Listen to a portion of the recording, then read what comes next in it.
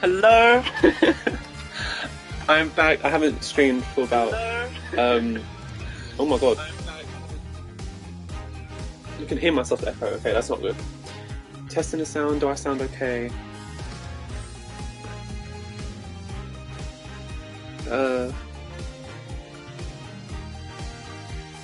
Okay, that's fine. Sorry, there was an echo. I think because you could hear the same stream in the background. Anyway, I haven't streamed in over a year. The last time I streamed was August of last year. Not last year, the year before. So, yeah, that's crazy. About a year and a half I'm not streaming. But I really enjoy it, and I'm super excited for this new Ace Attorney game. It's not new, it's a remake. I've played all these games already. I know the story, I know everything that happens, but I support the franchise, and we're staying with the game, and, you know, updated graphics, that sort of thing, and playing it on a PlayStation for the first time instead of 3DS, so it's good to see everything on the big screen. And yeah, I'm gonna wait a couple minutes just in case people want to start coming in, but, you know, if you're in and you're watching, feel free to say hello. I don't bite. And yeah, I'll be attempting to voice act some of the characters. Most of them. Some of them I might just not be able to think of a voice to do for them because there's so many. At the beginning it's probably going to be easier because there's not as many in like the first case, so that should be fine. And compared to the other Ace Attorney games like the Great Ace Attorney, there's not as much characters. Like in the Great Ace Attorney there's like 6 characters that are the jurors that aren't even like, well, they are sometimes there to do with the trial, but they're not even like, you know, part of the case really. They're just like extra characters that are like all these different wacky personalities, and yeah, it's like, imagine doing the voices for all of those. It's like 10 in one go, whereas here it's about, I don't know, 5 or 6 per trial, per case, unless towards the end I'm sure there's more. I can't remember exactly how many there are, but I know like at the beginning there's not that many. So ease me in easily. It's going to be fun. I'm excited. And yeah. But yeah, do feel free to say hello in the chat. I will be reading and looking at all the your redemptions of the points and the awards, because I'm normally not good at paying attention to those, but I've hopefully set it up where I can see it pop up a bit more. One day I will have it all nice so it can like look a bit better on the stream and like have you know, all the pop-ups pop up on the actual video, but so far we're not gonna do all that. Okay, so right, I guess we'll get started. As I said before, don't feel free to like drop a comment and I'll try my best to voice act these characters to the best of my ability. Thankfully there's not that many at the beginning, so yeah. Oh, I'm just excited just to like see a preview of it. It's so exciting. Okay, let's begin. Oh, I'm excited!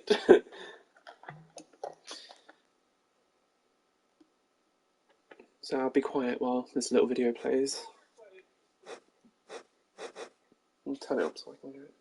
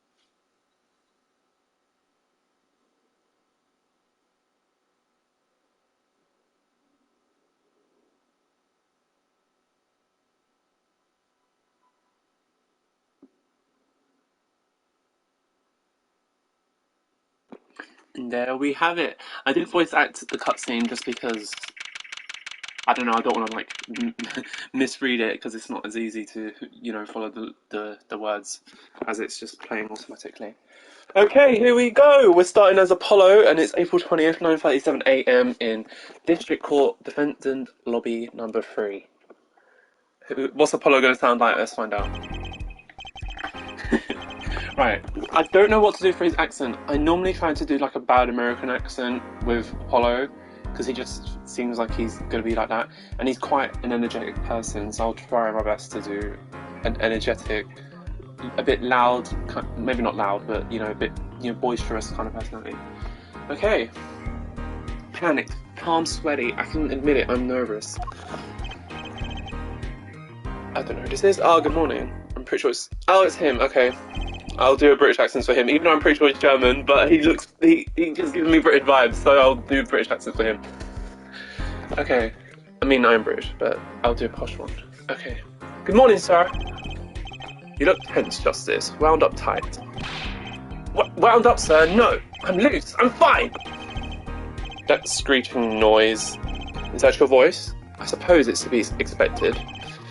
Your first trial and it's a homicide. I guess justice doesn't start small, eh? I'm fine. I got up at 5 a.m. to do my Cause of Steel voice workout. I'm fine. Ah, that explains it. I did detect a certain rasping quality to your screech. Over to it again.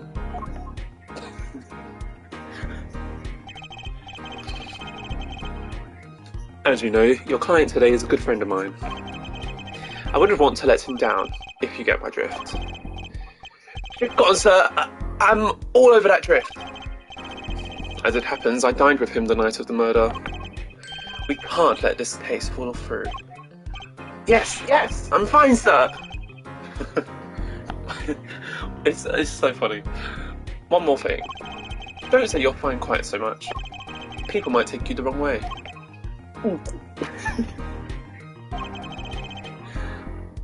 I'll be preparing your case. You might want to introduce yourself to the client. Who's the client? Who do we think? I know already.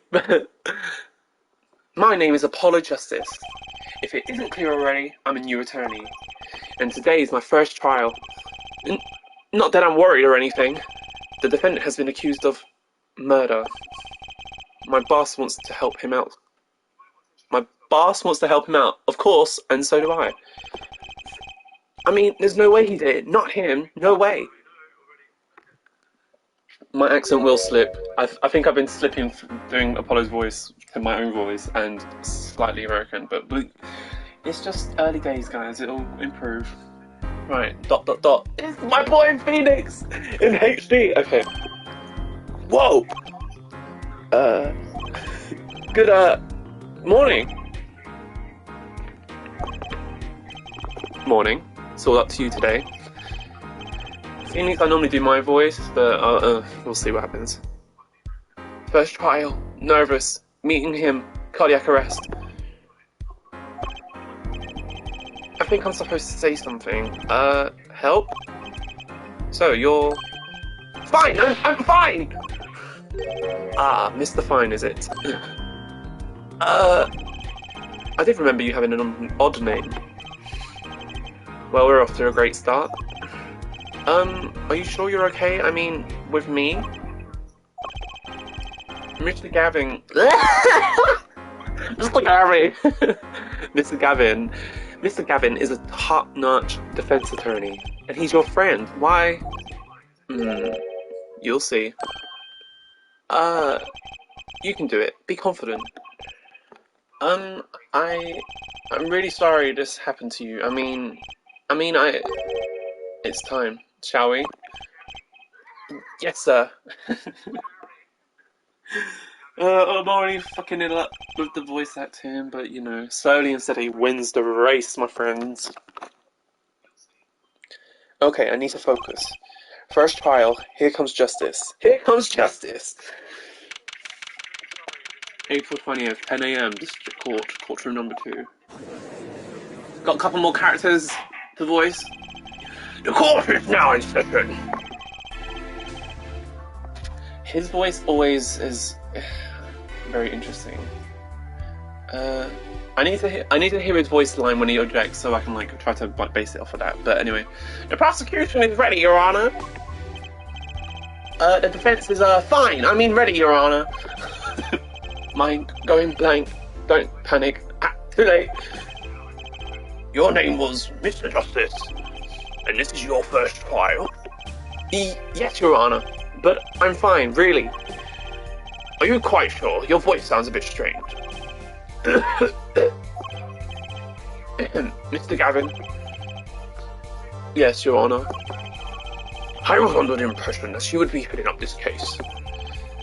That was my intention, yes. However, the defense attorney must always cede to his client's wishes. And my client specifically requested Mr. Justice. Well, of course he wants justice. But to entrust his case to his greenhorn? Why? I do not exaggerate when I say that you're the best defense attorney in town, Mr. Gavin. Sorry for my noises that when I muffle up the words. I'm like, blah. Okay, so Gavin's got trial experience, fine, but does he have cords of steel? And let's begin. The defendant may enter the courtroom.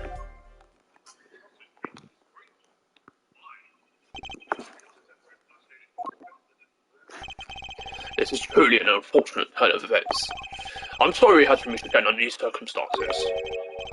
Long time no see, Mr. Wright. Let's put the past behind us, shall we? These days I'm merely Phoenix Wright, piano player. Mr. Wright, how could this have happened? I won't speak further of it, then. If the prosecution would be so kind as to explain the charges, Mr. Payne. Today I saw you enter the room a fresh attorney, and now I'll see you leaving chains. Ah, Winston Payne, subtle as ever, I see.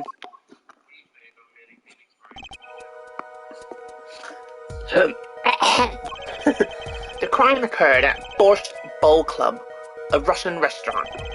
The defendant, Phoenix Wright, took the victim, a customer, and he hit him, wham, on the head, smack, killed him cold. A customer at the restaurant, you say? And the defendant, you say he was? The pianist for the club, it seems.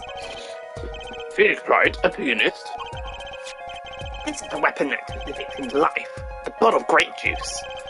Grape juice is apparently our defendant's drink of choice. The court accepts the deadly bottle as evidence. Oh my god. Deadly bottle added to the court record. Okay. So, emphasis on deadly. Something to note, Justice. All evidence is filed in the court record. Make a practice of checking in frequently. I feel like he needs to have a bit more of a camp voice. But it's kind of hard. We'll figure it out as we go. The court record? Right, I've heard of that. Use R1. Okay, I'm not reading this, but I'm confident in your ability to handle this. Right, just use R1 like this guy. Woo! Let me look at the stuff. Why not? Attorney's badge. Smith's autopsy report. Crime photo. Grape juice. Let's look at it. No clues, okay. Grape juice. How long has it been? Oh. How long has it been since I drank grape juice? Apparently it's Mr. Wright's favourite drink. I wonder how well it goes with borscht. Borscht. The bar was completely empty. Hang on guys, someone's at the door.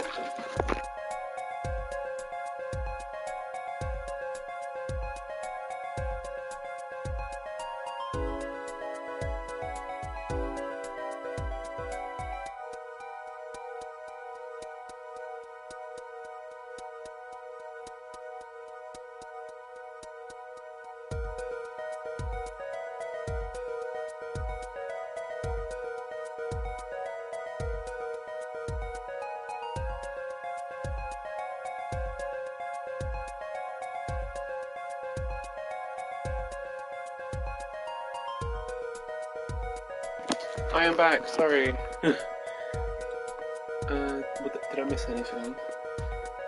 No, okay. Oh, sorry, it was just a delivery. Pretty sure it's a cat carrier. Let's have a look. Yes, wait, is it? What is that? Yeah, it is. Okay, brilliant. Okay. My cat was trying to escape as well, so I was trying not to let him escape. Right. Okay. So, the victim was a customer at this restaurant.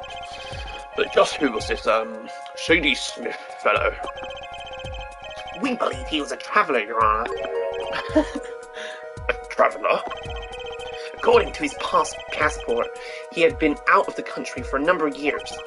He had only returned to this country recently, though his place of residence is unclear. And he had some sort of a connection with the defendant? That too is unclear at present, Your Honour. We believe that they first met at a Borscht Bowl Club on the night of the crime. If they'd only just met, then why murder? Perhaps the victim slighted the defendant's piano playing. That doesn't appear to have been the case. No, the motive has nothing to do with the defendant's lack of playing skill. At least not piano playing. I'll let this photo explain what I mean. His smug little face, I just want to slap him. But you gotta love him. As we can see, a game of poker was in progress at the scene of the crime. Wait a second. Isn't poker gambling? That's a crime in and of itself! Oh my god, it's a crime, guys. The crowd just started, they're like, oh my god, I can't believe it.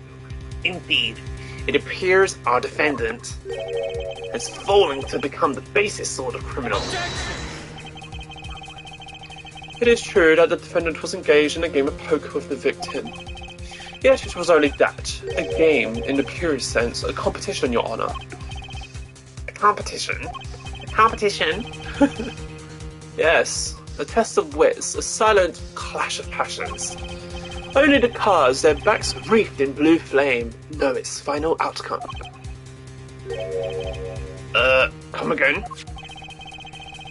The cards on the back. The cards on the table had blue backs, Your Honour. I believe the defence was waxing poetic in an attempt to mystify those present and impress women. That will be our first order of business here then. To find out more about this fateful game of cards.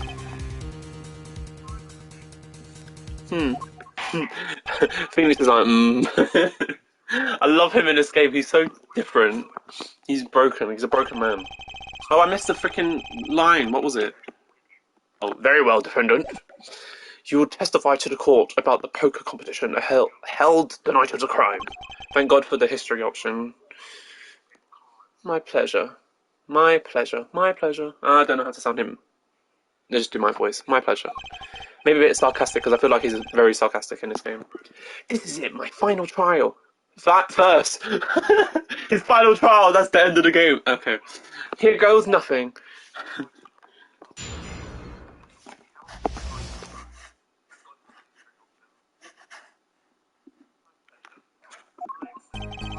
I am a pianist by trade, yet I can hardly play at all. My real job is to take on the interested customers over at the poker table. The room where we play and the competition in there are the club's main attractions. The rules are simple. We play a game of poker using 2 decks of cards. That's all it is, a game. And our customers are happy. I hope I remember where to present the evidence. Sometimes I don't. A pianist who can't play piano. Better than a defense attorney you can't defend. Who asked you? No one likes you. He's like, you little piece of shit. Shut your mouth. Very well. The defense may begin the cross-examination. Hello to anyone who just joined. Feel free to leave a comment. Or insult my bad voice acting. It's not supposed to be good, guys. Right, Your Honour. My first cross-examination. Don't blow it. Are you quite alright? You're sweating bullets. Bullets? Where? It's a figure of speech, Justice. Your voice sounds strained and raspy too. My brain feels strained and raspy, sir. You've watched me perform cross-examinations many times. Though you've never done one yourself, have you? Care for a refresher? What to do? Should I ask Mr. Gavin for a refresher and cross-examination? No, we're good. No need for help here, sir. I think I've got this one covered. I think you better do more than think. You know it, or you don't, or you do not. I'm fine. The cords of steel are ready for battle. My weapons press and present. Find any inconsistencies and lies in the testimony and reveal them to the court. That is cross-examination. Learn it, know it, do it. Inconsistencies? Lies? Phoenix Wright? As if Phoenix Wright would never lie, and it's up to me to prove it. The defense may begin the cross-examination. I feel like I've made the judge sound like a king. He's very regal. Oh well. Right, I'm not going to read all this again, but penis by trade, hardly play at all. Your job is to take on interested customers over at the poker table. The room where we play and the competition in there are the club's main attractions. The rules are simple. We play a game of poker using 2 decks of cards. Is that... See, I think knowing that the story already doesn't help me because I can't remember exactly where things are presented. Let's see. It can't be difficult, it's the first one, but that's what it is, a game, and our customers are happy.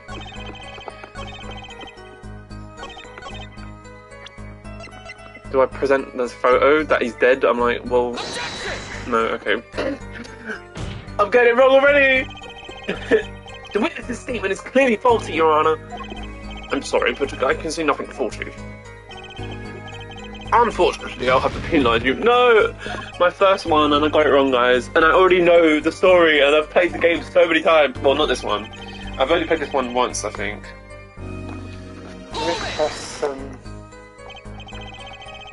So, you claim you weren't gambling? That's right. It was simply a game. You didn't bet any money? Not even a little? The only thing at stake in our game was pride itself. Ho ho! Well put, Mr. Wright. I've got a mind to play a hand of poker myself. The stakes, your fate. Can we get back to the trial now? I can't imagine Mr. Wright lying in his testimony. Is this a little early to be jumping to conclusions? This is your first cross-examination. Take it slow. If you need more information, don't forget to press. Right, I got it. I'm fine. Time to listen to that testimony again. Okay, not this one. 2 decks of cards. A simple measure to prevent cheating. If you alternate 2 decks, no one can slip in cards. There's something else I noticed. In addition to the cards on the table, there's some lines scattered on the floor. Precisely. Cards on the table, cards upon the floor. Each one forming a complete deck. The crime scene painted blue by sad sweeper cards. It's poetic, really. Incidentally, we used 2 types of cards at the club. One deck of cards was red, the other blue. As I recall, in poker you make 5-card hands. I can see how it would be easy to cheat. Yes, a game of hands. Oh my god, do I have to press more? Nope, I'm so bad at this. It's the first testimony! I can't find any glaring contradictions just yet. What did I present the picture? Do I present...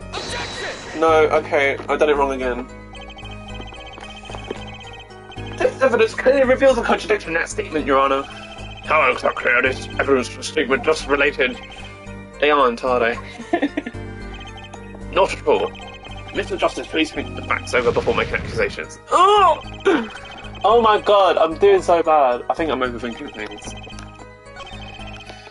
Okay, let's... Do I have to press everything? Let me press everything first, because if he adds new dialogue, then you can hardly play. No, I play it sometimes when customers demand it. So I played in one song, that's usually all they want. Was that supposed to be a boast just now? The title Pianist is a mask, a respectable face I wear for the world at large. And why, really at the Portugal Bowl Club? Okay, that was useless. They pay you just to play poker? Seems to be the case. I am professional after all. Ah! Do I detect pride in that statement? It's just hard for an honest, hard-working member of society like me to imagine. Yes, your imagination was always a bit limited, Winston. What? What? I've played poker for 7 years in that little room.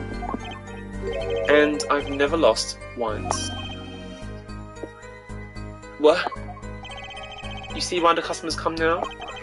Defeat the undefeated poker champion. It's quite a draw. That is, I'm quite a draw. Wait, you've never lost once? Not even one time? As I said, I'm a professional. He's played poker for 7 years and not lost once? Is that even possible? Oh, this is the last one I haven't pressed, guys. I'm scared.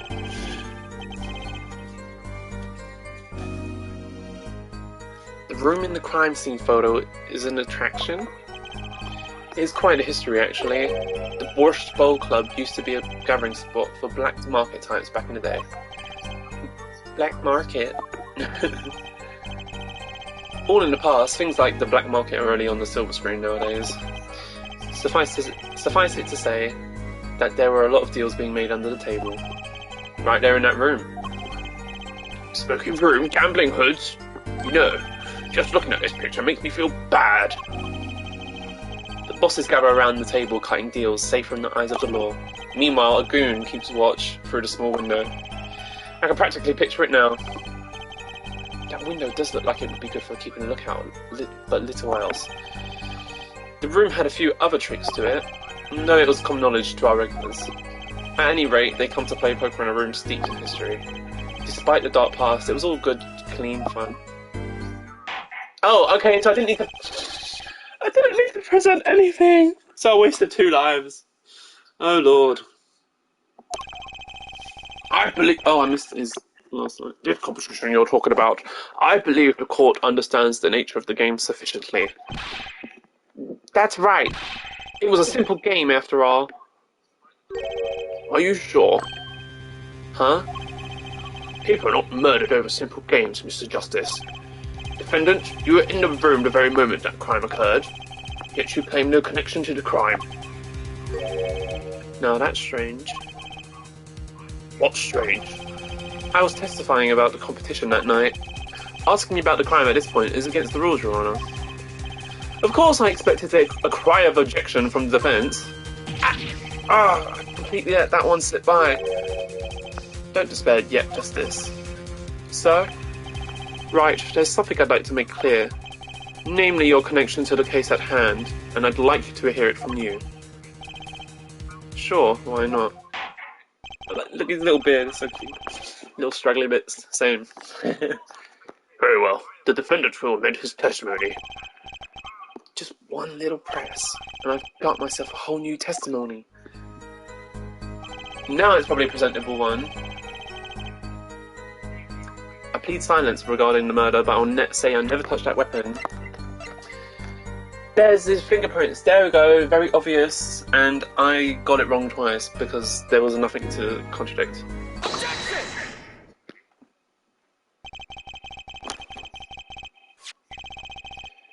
So you say he didn't touch this murder weapon, this grape juice bottle? How did it not smash is what I want to know. Anyway, right? So I said. His face when he's like, ugh, ugh. Something the matter, Mr. Justice? The hair flick animation. Too bad our new defense attorney never learned how to play dumb. What's this, Mr. Payne? I examined the bottle in question, you see, and it was covered in the defendant's fingerprints. Objection! No need to shout, Mr. Justice. I can hear you just fine.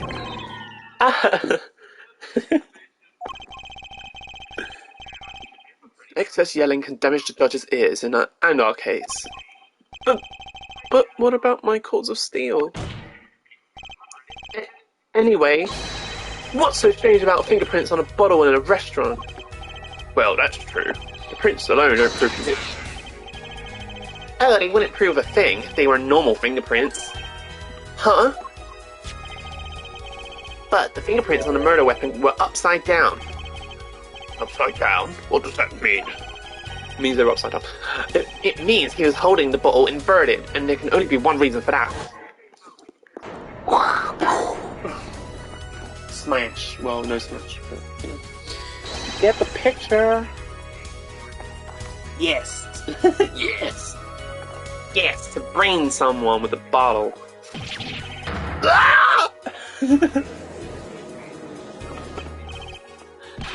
Mr. Gavin, I think this just took a turn for the worse. Oh, I see no problem, Justice. Huh? The only thing that matters is the truth. There's a good reason for everything. You'll see. Defendant, can you explain your fingerprints on this bottle to the court? I stand by my plea of silence regarding the murder. For now. Not very cooperative, are you? It could hurt your case. I'm sure he's uncooperative because he's hiding something. There must be some reason. Objection! Your Honour, you seem to have forgotten something. And what might that be, Mr. Gavin? On the night of the crime, who was it that reported the murder to the police? Reported? Well, that would be the defendant, Mr. Wright, but still, Really? Yes, well, according to the case file, the murder was reported from near the crime scene by a call from the defendant's cell phone. Near the crime scene? Near the scene? Let's take a look at the diagram of the murder scene, shall we? The victim was murdered in a small room in a basement 2 floors down from ground level.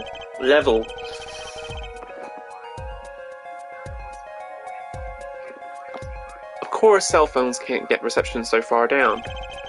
The defendant used the stairs in the hallway to go above ground. The call came from the first floor of the restaurant. I see. And this is the phone that made the call. I want to see if I can make a poll quickly, because I don't know if I can do that or not, or prediction. Let's see. Let me just quickly type something. Will I lose a life next testimony? Sure. And then yes. And no. Oh. And then yeah, start prediction. Does that work, I wonder? Let me know if you guys can see that. Oh, it does work? Really? Wait, does it? Wait.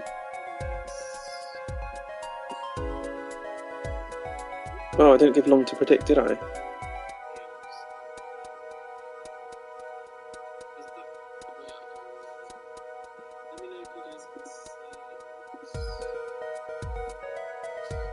Okay, I think that worked. So I might start incorporating that. That is kind of fun.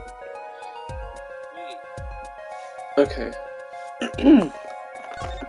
Sorry. Back to it. The defendant could have just fled the scene of the crime if he so chose. Yet he fulfilled his duty as a citizen and reported it to the authorities. And you claim he is being uncooperative? Nice save, Mr. Gavin. I'd better not waste this. I think the prosecution has toyed with our client enough for the time being. Toyed? I assure you no one is more serious about... What was this you said? The defendant was in the room at the very moment the crime occurred. How can you possibly know this? That's a good question. How indeed? The answer is simple, Your Honour. That the prosecution has a decisive witness. Hee.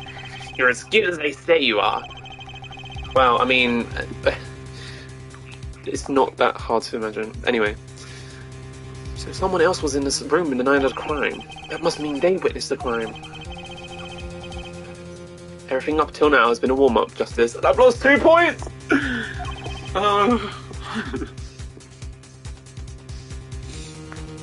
Are you ready? Are you ready? Are you ready, kids? Very well. The prosecution may call its first witness to the stand.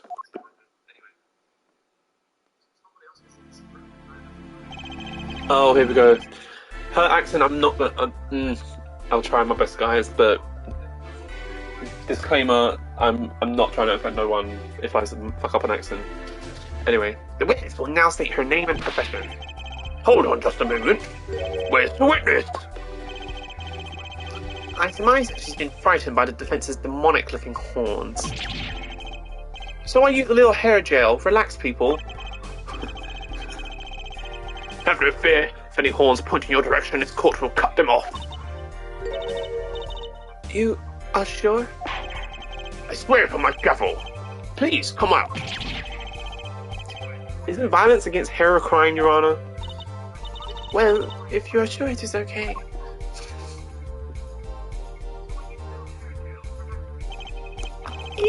She's so nervous. Now what was it they said? Now the prosecution. Wait a minute. Would the prosecution care to explain the witness's paraphernalia?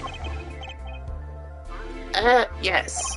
She is a professional, Your Honor. These are merely the tools of her trade. And that would be? My name is Olga Oli. I'm employed as waitress in Borscht Ball Club restaurant. Then why the camera? Of course, it is my pride to serve borscht at this naming restaurant, but I also perform, how is it said, other service. I take it one of these other services is taking the customers' pictures? Da. Like, for example, this one. I rolled my words a bit too much. For example, that's the defendant. Indeed, on the night of the murder. Man in white hat is one who has gone kaput. Indeed, that is the victim. Order! It's quite a piece of evidence to casually drop into our laps. It's the same way I drop cold bowls of borscht on laps of customers, casually. Then the court will casually accept this new evidence. Now, witness, where were you at the time of the murder? I was in the room. The hideout, we call it. Excuse me, the hideout? It is room where famous gangster bad guy was arrested. It is room where murder took place. What? That is not Apollo's voice at all. He's like, what? Your look of utter surprise. It is lovely. I will pause by courtroom door later for you. Da, photos will be numbered and you will write which one you want copy of. So there were 3 people in the room at the time of the crime. The victim, Shady Smith, Mr. Wright, and Olga Orley, our witness. As if Mr. Wright isn't the killer. And if, as if, that means it was you! Very well, witness. You will testify to the court about the night's events.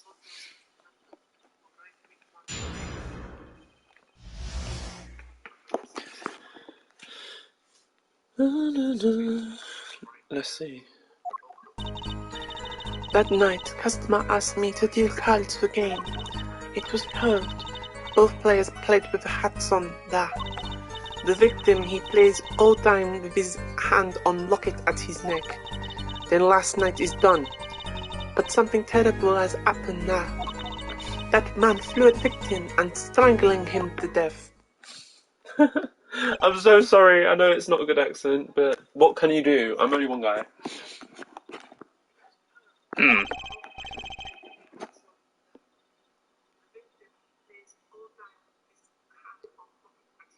Incidentally, who won the games? My brain just froze, I'm sorry. Isn't it obvious? The winner was the victim, Mr. Smith. Objection! That's ridiculous. Because Mr. Wright can't lose. Justice, maybe you can come up with a more legitimate objection. But he hasn't lost a game in 7 years. Taking it from me, kid, it happens. I didn't lose a case in my first 7 years as prosecutor either. Incidentally, I have some evidence here. That's kind of suspicious. These are the poker chips as they lay the very moment of the crime. The hand and chips on this side belong to the defendant, Mr. Wright. Those on the far side belong to the victim, Mr. Smith. Can't you say? That! I mean, yes. Imagine that poker is war. Your hand is your army and the chips are the spoils. I know that. After all, in my youth I was known as the poker head of the courtroom, number 3. I think he means poker face. Look at this picture. It does seem that most of the chips are on the victim's side of the table. I remember what the contradiction is. Very well. Defense may cross-examine the witness. The defendant, Phoenix, is just going to take over. As if that would ever happen. That fateful night. Right, I'm not going to do her accent anymore. That night, customer asks for deals card for the game. I know what the contradiction is. We all know what it was. This one's very easy. But imagine I still get it wrong. He's strangling him to death. That's interesting. Because the cause of death was nothing to do with that. Objection! Oh, really? Strangled, you say? That's odd. Da, normal customers only choke on borscht. No, I mean, this report shows that the victim died of a blow to the head. Ah! Miss Orley, really now? Did you witness the crime? That's my best scream, guys. I'm sorry. I can't even scream in general, let alone in Russian. Looking at this picture, it doesn't seem like he was hit. What?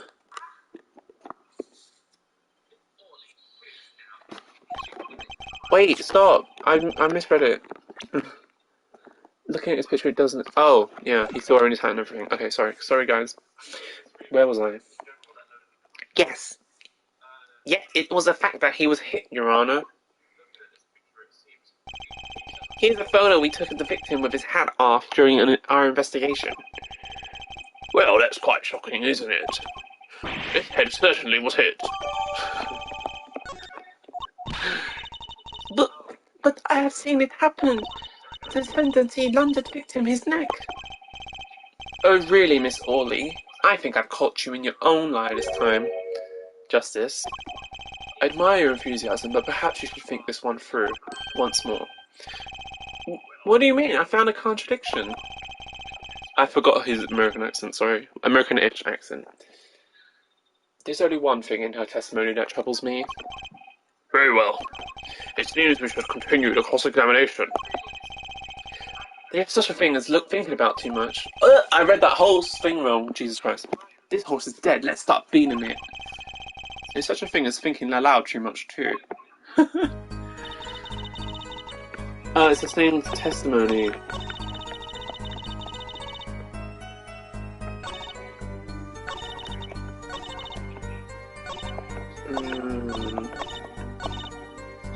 Let's press that. Hold it! You didn't say anything about hitting before. So sorry, I must be forgetting this stuff. Witness, you'll take great care of your testimony. Oh, I'm sorry, Your Honor. That clears up the discrepancy with the autopsy report, I believe. The defendant made to strangle the victim, then changed his mind, and chose a simpler, blunter means to do the job. Yes, that sums it up nicely. So he strangled him, then hit him? Something's fishy about all this. Go ahead, I believe you know what it is you need to do. That's not his voice, I'm so sorry, it's hard, I'm gonna come fungal up the voices a lot. Right, sir, leave it to me. There were only 3 people in the room at the night of the murder. The victim, Shady Smith, Mr. Oh, I've already read this. And if Mr. Wright isn't the killer, I've got you now, Orly.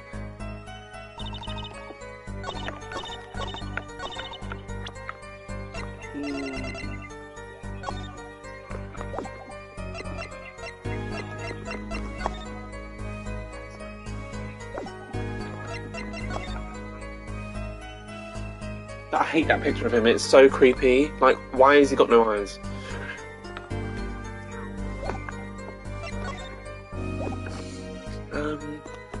I believe I know what I have to do, but I can't remember. What's this? Wow, the battery is being held on a piece of tape. He should just buy a new one. Maybe he can't afford it. Or he just doesn't care.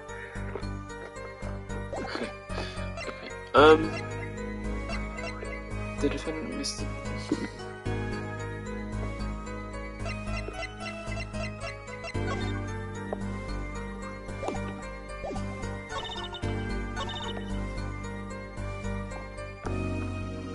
Is it about the locket? It can't be.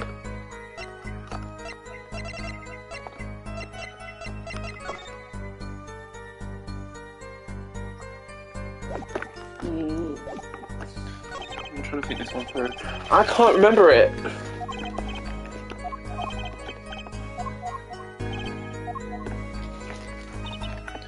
That night, customers asked me to deal cards. It was cold. Both players played with hats on. The victim, he plays the whole time with his hand on locket at his neck. Is it this one?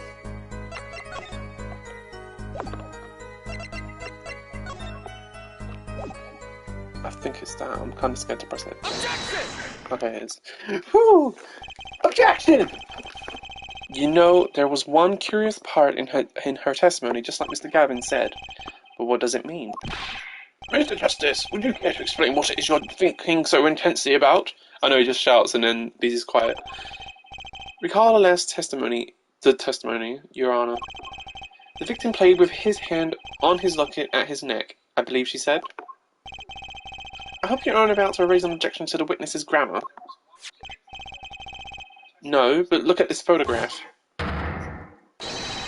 Do you see a locket on the victim's neck? Well done, Justice. I'm impressed. I knew you'd be able to handle this. But what does it mean? What does it mean? What does it mean? What does it mean?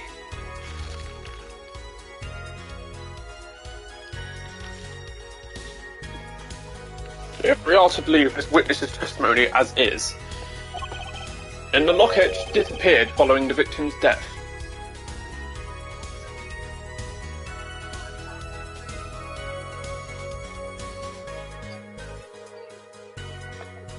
Sorry guys, I'm just taking a quick second to check something, don't mind me.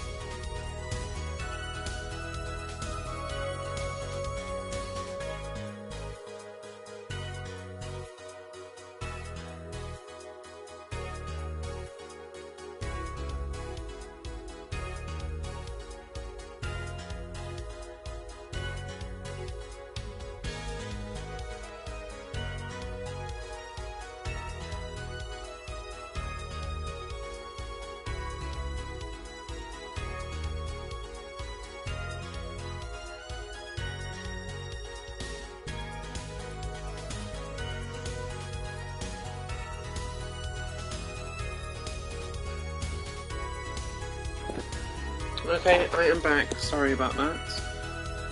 I was just checking something about my stream.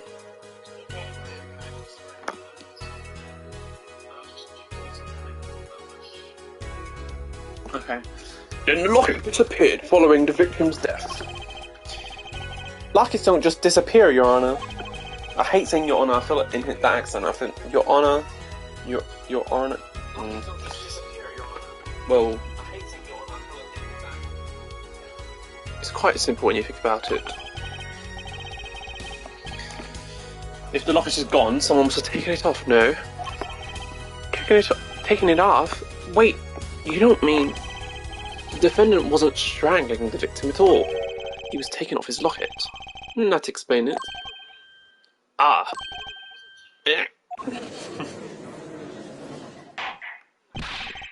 Defendant, what do you have to say to this? Say. Yes. I just noticed this, but you have something hanging around your neck, don't you? Oh, you mean this? Yes, it's a locket with a picture, with a photograph inside. A photo of my daughter. Come again? Mr. Wright, you have a daughter? We confirmed it at the time of the arrest. The picture in the locket is indeed Mr. Wright's daughter. So Mr. Wright has a locket too? Why don't I buy that this is just a coincidence? Because it's not! I mean, it might be... Well, now, if the results of this poker game led to the murder, perhaps we should hear a bit more about the outcome of the game. Further testimony won't be necessary. It's clear the defendant lost badly. Miss Orley, you will testify to the court about the game played between the victim and defendant. To anyone who's just joined, feel free to leave a comment. I will be reading them as much as reading this as I can. Okay. The game began with 3,500 points in chips for each man. House chips come in two sizes, small and large. The one who was winning, it was the victim. For the last hand, defendant play with all chips on table and lose. The moment loss was decided, defendant grabbed bottle from table and... Sorry for the bad accent. It's going well. It's going. No, it's not. But you know, I try my best. Indeed, looking at this picture, it does seem to be a one-sided game. My voice went a bit there. As the court knows, poker was the defendant's life. Failure must have been the bitter pill to swallow. How many times have I heard these words? I've done it in a fit of anger, Your Honour. Your Honour. And now I regret what I've done. A common tale, but true. Methinks the judge watches too many old court movies. Mr. Wright said he hasn't lost in 7 years, so this testimony must be wrong. I like how Apollo's so hung up on that. Okay, the game began with this, many chips. Is that where the objection is? Because...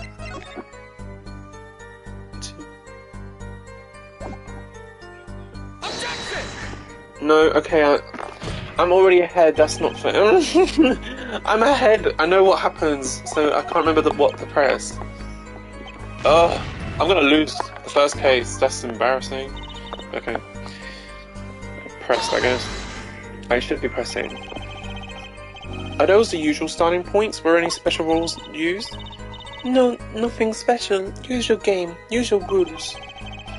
If each man began with 3,500 points, let's just say 3,500 points, then the total would be, exactly 7,000 points. Please, this isn't calculus, it's not even long division. House chips come in two sizes, small and large. Are the chips in the photo all the chips that we use? Of course. Something's fishy with these chips. Should I press harder? Something's fishy with these chips. These chips are fishy and chippy. Maybe you could explain a bit about these chips. Explain. What is there to be explained? Objection!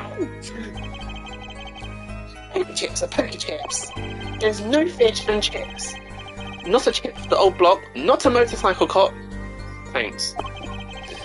Now that I've pressed her, I better ask something. What are these chips worth? Are they in dollars or rubles even? Yet, as I've been saying before, it was game, not gambling. Hard perhaps for a capitalist to understand. Two types of chip, 100-point chip and 1000-point chip. It is not money that... Justice. Sir, don't you find her comment interesting? In more ways than one, sir. I'd have it added to her testimony myself. Well, does the defence want the witness to add it to her testimony? No. I'm joking. Where's we do? Yes, I do think this deserves further scrutiny. Add it to her testimony. I wish I knew where I was going with this. Very well, witness, if you would be so kind. There, Your Honour. Oh, that was bad. There, Your Honour. One chip is... Oh, but... I wanted to present this earlier. God, but I presented it too early. You're sure it was the victim who won? Absolutely sure? Objection! It seems our new attorney is a bit confused. A glance at the picture is enough to tell you who won, if you're not in kindergarten. Just for safety's sake, could you explain the problem to the court? Of course, Your Honour. In this photo I see small chips, and I see large chips. Tell me, which were worth 1,000 points? Why, the big ones, of course. Oh, that's not his accent. That's not his voice. Why, the big ones, of course. Duh. Oh, I thought so too. But then the totals don't add up. The totals?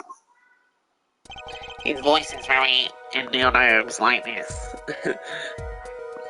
Let's review what the witness told us. Each man started with 3,500 points in chips, and the combined total value of chips was 7,000 points.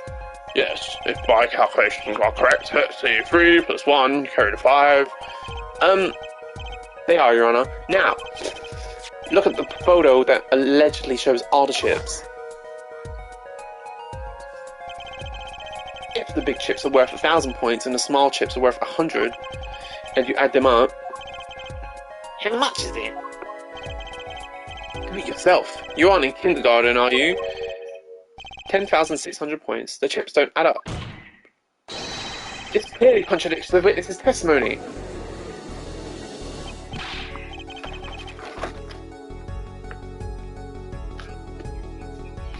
But why? How can this be? Exactly, Justice. Now that you know the what, you must determine the why. Right, there's only one possible way to explain this contradiction. Chip count was wrong, both were right, starting points were wrong. Chip count. I know what it is, but it's just this wording is kind of throwing me off. The starting points weren't wrong, chip count. Both were right. Each man began the game with 3,500 points. If all the chips were indeed in the photograph, then there can only be one answer. Well, what is it? The value of the chips was the other way around. What? Want to know what I think? The small chips were worth 1,000 points, not the big ones. Madness! Utter madness! Show me the photograph of the chips again. There are 6 small chips and 10 large chips. Why? That does make them 1,000 points when you add them up. Oh my god, it means 7,000, guys. Excellent work, Justice. It's almost as though you figured it out by yourself. Well, I'm just glad I was the one who said it. But wait! The value of these chips may be different, but that changes nothing! Indeed, the victim did have the larger number of chips still. Ah! Exactly. If the small chips were worth 1,000 points and the large chips are 100, let's do a little math and add up the points for each side of the table.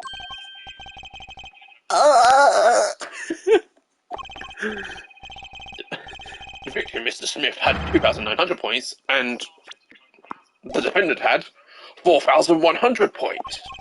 Well now, it seems that Mr. Wright was winning that night after all.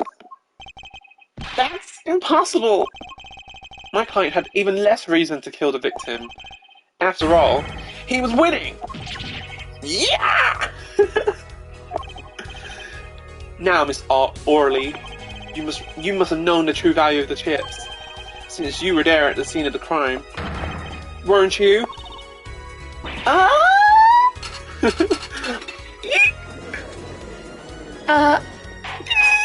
That's how she is. I'm sorry, I can't do the screams, but I will try anyway because it's funny. It's funny. Let's see. Order! Order! It appears our defendant has lost his motive, and Mr. Wright's supposed defeat never happened.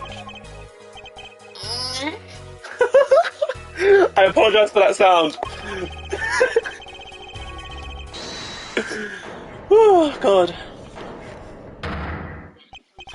I missed it. We must now ask ourselves whether we can trust the witness's testimony. Hold it! Excuse me, what is it, Mr. Orley? Miss Orley, Jesus. I did not want to be saying this, but actually, you see, See what, Mrs. Orley? What do we see? in the last hand, there was cheat. Cheat? You don't mean a trick? Wait, what do you mean? A scam? They're all the same thing. Yes, there was cheat in last hand. That is why game ends with chips as they are. Great, just great.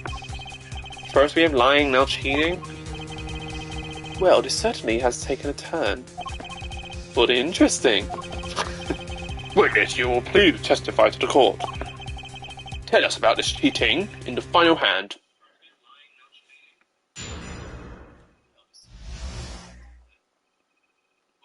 The final hand. The last hand, both men had full house. There is 4 each card in deck from ace to king. If you look at both men's hands, each cheat is more obvious. The next moment, game becomes argument. The defendant's trick was exposed. He took bottle in his hand. Poor Mr. Smith. Miss Orley, why did you not tell us the truth from the very beginning? I thought I smelled a cover-up here. Well, folks, it's time to throw back the covers. The full house is a very high-scoring hand. Not easy to make in my experience. That alone is enough. Oh my God. That alone is enough to suspect less than scrupulous tactics. That is a sentence if I ever heard one. Mr. Gavin, what's a full house? Lawyers these days, you don't know your poker? I can't say this bodes well for your case or career. What is this? Some kind of secret poker ring? Court poker ring? Justice. I know it. I know what it means. You know the terms one pair, 2 pair, and 3 of a kind, yes? Yeah, no problem. 2 cards with the same number makes a pair, and 3 makes a 3 of a kind. Good. Now picture a hand with 1 pair and 1 3 of a kind. That's a full house. That doesn't sound very easy to make, does it? You can see each player's hand in this photo. Wow, they both have... Wow, they both have full houses. You forget there's an easy way to make a full house and go undefeated for 7 years. You cheat. The defense may cross-examine the witness. Oh, I need a water because my fucking voice is drained. Give me a sec, guys. Someone could have redeemed the, hydrate and helped me. I'm just kidding, guys. Okay. If he did cheat in the last hand, that leaves one important question. Mr. Wright lost that hand. Who's ever heard of a professional con man losing when they cheat?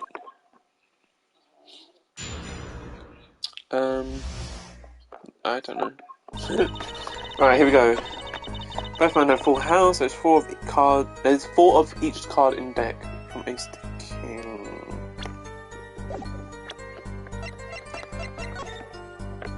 Wait, not that one. The cards. All the aces being out is very interesting, just to let you guys know. Like, why? If you look at both men's hands, cheat is more obvious. That's that one. How was it clear? Well, the defendant, he played a fifth ace.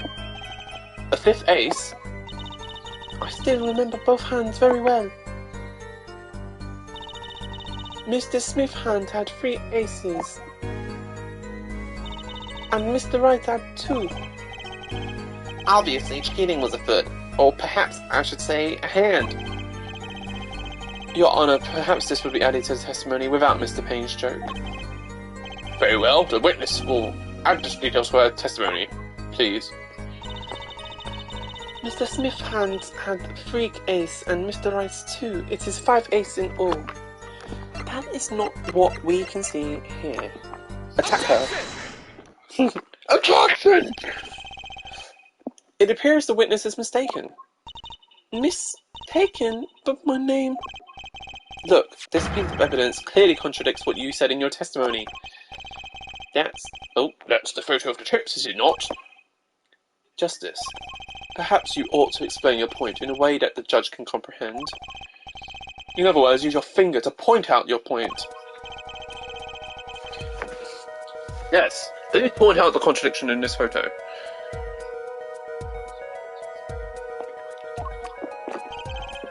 What particular point contradicts the witness's testimony?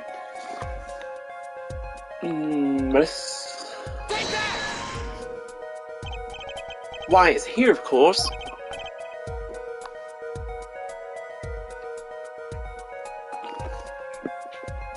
It's where? Where is your finger? Where is it that you're pointing? Where? Oh, did I point? Oops. Why? That's not wrong. I disagree. I think you best point out your point again. What particular point contradicts the witness's testimony? I pointed at the aces. Said the. This is. Phoenix says he. Oh. She said the defendant had. The victim had 3 aces. Whoops. Miss Orley, in your testimony you made the following claim. I was not listening. I'd be a bad lawyer. Oops, we'll find Miss now. Mr. Smith had 3 aces, but as you can see clearly, the victim had only held 2 aces. Objection! Well, maybe the witness was simply confused. Perhaps it was the defendant's hand that held the 3rd ace in question. Take another look at the evidence. As you can see, the defendant also had 2 aces in his hand. Where is his 5th ace? I see cheating alright, and it's going on right here in this courtroom.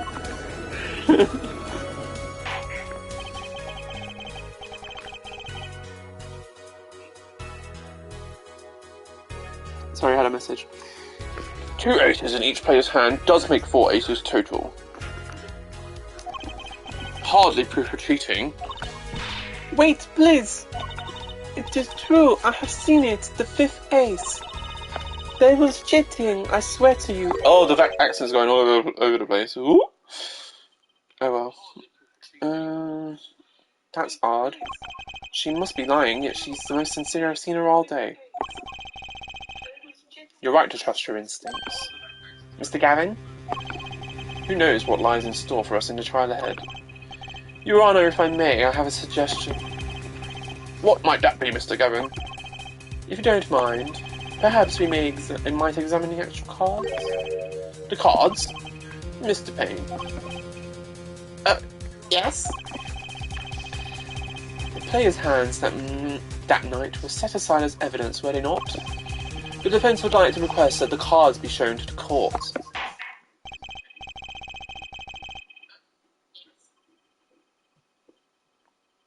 I got a notification that My emotes! Guys, I just wanted to say, anyone who follows me gets access to these emotes. I'm about to put them in the chat, and they are amazing. I'm obsessed. Look at them! Wait, I've missed one. Oh, the first one. Look at the... Oh, no, it is there. Look how cool they are, guys. I'm putting them one at a time as well. You've got Luxray looking very pissed. We got Luxray looking surprised, which I think is hilarious. We got Vaporeon being happy, which is the cutest fucking thing I ever saw in my entire life. And then we got Shinx royally pissed. And we got Vaporeon crying her little eyes out. Beautiful thing. Right. We got Vaporeon being happy, which is the cutest fucking thing I ever saw in my entire life. Shinx royally pissed. Vaporeon crying her little eyes out. Beautiful thing. Right. Okay, sorry. I got distracted. But yeah, my emotes have been approved. I'm very excited to have them. I think they're adorable. These are Pokemon Mystery Dungeon emotes. Some of them are custom. I'm pretty sure Vaporeon and Luxray do not actually use these emotes during the game. But the Shinx's ones are real, so it's fine. Very well, the prosecution will submit this evidence. Which will you examine? The victim's cards or the defendant's cards? If these cards don't prove what's cheating going on, nothing will. Now, which of these hands is more suspicious? The victim's... It was the victim's hand that changed over the course of the witness's testimony. The defense requests time to examine Mr. Smith's cards. Very well, Mr. Payne, if you would. Very well. Very well. Well, time's a wasting. Get to it, Justice. Yes, sir. Off we go then. When examining evidence, be sure to view it from all sides and angles. Try using the right stick to turn it whichever way, blah blah blah. That should give you a better perspective on the case. Okay, let's do this. Turn him around. What? Your Honor, look at this. One of the victim's cards. The back is a different colour. Eh? That's impossible. But I put the card in Mr. Wright's hand. What was that, Miss Orley? No, yet, I merely said, that I have... Your Honor. Mr. Gavin, yes? Tell me, what is the easiest way to cheat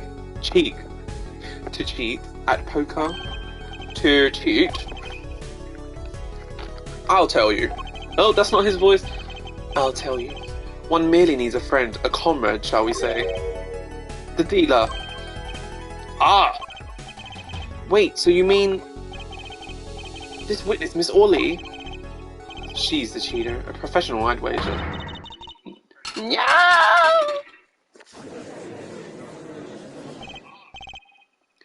Order! Order! Focus, Justice. Time to take advantage of her. Her mistake. Your Honor, please recall the testimony we just heard. That's impossible.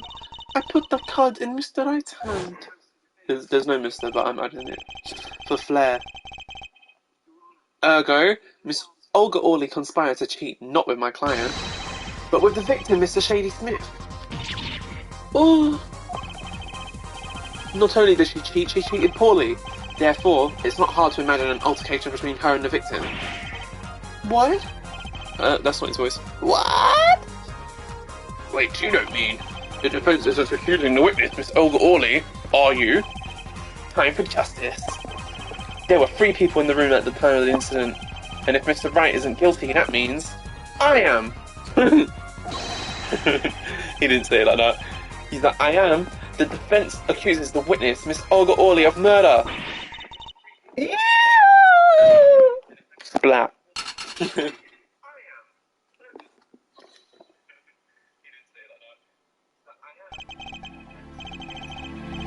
Mr. Payne, where's your witness, Miss Olga Orley? It appears she's lost her consciousness, Your Honor. Mr. Justice. Your Honor, It's due to presented a new possibility to the court, one suggesting a connection between the witness and the victim, Mr. Smith. And that means? This court cannot pronounce the verdict for the defendant at this time. What? I did it. I held out. I see no point in prolonging the trial for this day. The prosecution will need to make further inquiries. It's Daddy. Objection! Mr. Wright? You can't end the trial here, Your Honour. Not yet. What nonsense is the defence spewing now? Think. One of the cards had a different coloured back. Don't you wonder what it means? What are you doing, Mr. Wright? Raising objections right when you're about to get off the hook? Ridiculous! Mr. Payne, you of all people should know. Mr. Wright has a talent for the ridiculous. Phoenix is like, yeah. Yeah, I do. Perhaps we should get to the bottom of things. Let's clear up the facts about the game that fateful night. As we said before, we alternated between 2 decks of cards that night. That was said before! Nah. The 2 decks at the club have different coloured backs, blue and red. 1 colour per deck. Why use different coloured backs? If we use the same colour, the 2 decks might get mixed. You used different colours and they still got mixed up. We used the red deck for the last game. I see, but that's odd. For some reason, I have this impression that you were using the blue cards. Yeah, me too. I'm sure someone said something about blue cards. Whatever. In the end, 1 card of the wrong colour got... In the end, 1 card of the wrong colour got in the mix. That was... I don't know why that was a hard sentence. Which means there was cheating. That was a hard sentence. Yes, the card slipped into the deck would seem to indicate cheating. Yes, this card raises 2 serious questions. Apollo? Yes? Let's consider the first question, shall we? Think, in the last game, when was the card swapped? When? There are 3 broad possibilities here. It could have been swapped before the murder, during the murder, or after the murder. Well, yeah, thanks for the news bulletin, Mr. Wright. Of course it was swapped. Oh, it might be as simple as you think, Mr. Payne, or it may not be. I'd like to hear what Apollo thinks first. Hello to anyone who just joined, feel free to say hi. I'm trying my best to voice all these characters. Yeah, we're just playing Ace Attorney. When do you think the cards were swapped? When were the cards swapped into the deck? When do we think the cards were swapped into the deck? I played this game, I just can't remember the specifics. When? Before? No. Oh, thank you for following me, Savannah B26. I got a notification for it and everything. I'm so glad I can actually spot it and not miss it. Hi, thanks for joining the stream. When do we think the cards were swapped into the deck? Do we think before, during, or after? Yeah, look at the awesome emotes! I'm so excited about them. You get them for free for following, so thank you. We got some beautiful emotes, they're so cute. Sorry, I love them so much, I get excited when someone's using them. They are, thank you. The Pokemon Mystery Dungeon. Anyway, let me continue. I think they are during... No, after. Perhaps it happened after the murder? What's that? Ridiculous. What's the point of cheating after hairs have been shown? That's silly. I know, sad Vaporeon. Yes, but tell me, how do you swap cards during the game? I'll take silly over impossible. Take it from me, son. There's a lot of silly in this world, but very little impossible. Oh? Even when the backs of the cards are a different colour? If you pulled that during the game, you'd be caught in no time. Ah, quite true. That would mean that the blue card in question was swapped after the hands were shown. After the murder. Got 4 people in the viewing me, that's exciting. Hello everybody, how are you doing? If you follow me, you get access to really cool emotes, just saying. Okay, this is going past silly and straight onto crazy. I ask again, what's the point of cheating after the game's over? Who would do that? Who indeed? Hello. How are you doing? If you drop me a follow, you get access to really cool emotes. I don't know if you can see them. They just got, they just were, what's the word? They were just, like, approved. So I'm so excited about the new emotes that you guys can get. Really excited. Some Luxray ones, some Vaporeon ones, some Shinx ones. Really amazing. Who indeed? That's one of the mysteries before us. There's another. Yes, a simple yet decisive question must be asked. Who swapped the red card for a blue card? Who do we think, guys? Who? I wonder if I can do a poll and see if you guys can participate. If you don't know who actually did it, let me quickly do it. Let me quickly do a poll. You guys can participate. Who swapped the cards? Let's say Phoenix, Victim, Shady, Smith, the Witness, Olga, Orly, or someone else. Right, I'm about to release the poll, guys. Who do you think has swapped these cards? I will let it go for 3 minutes. Start the poll! You can participate, I think. I hope it works. It might be it might be wrong. But yeah, it's crazy. Who? The game and murder is done. The victim is dead. Only 2 remain in the room, alive, that is. The defendant, Phoenix Wright, and our witness, Olga Orly. Okay, so who was it that swapped the red card for a blue? Let's wait for the poll and see what people think. I'm excited. Do we think it was Phoenix Wright who was the defendant in this case? Do we think it's the victim who swapped the cards? Do we think it was the witness, Olga Orly, or do we think someone else did it?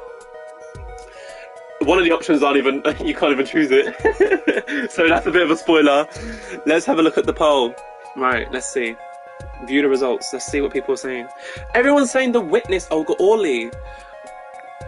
I'm inclined to disagree, but good guess, guys. I might say somebody else. It was 100% and I went with somebody. I was like, no, you're all wrong. Sorry, somebody else did it. Let's find out, okay? The one who swapped the cards wasn't Mr. Wright, of course. And, well, it doesn't seem like it could have been Olga Orly either. What are you suggesting? That's hardly a logical conclusion, I'll admit. As a defense, I think it only makes sense for you to name Miss Orly at this point. Yes, I know. But she was the one who dealt the cards, right? I just can't believe she would make the mistake of swapping the wrong colour card. And if the card was swapped during the game, it'd be obvious.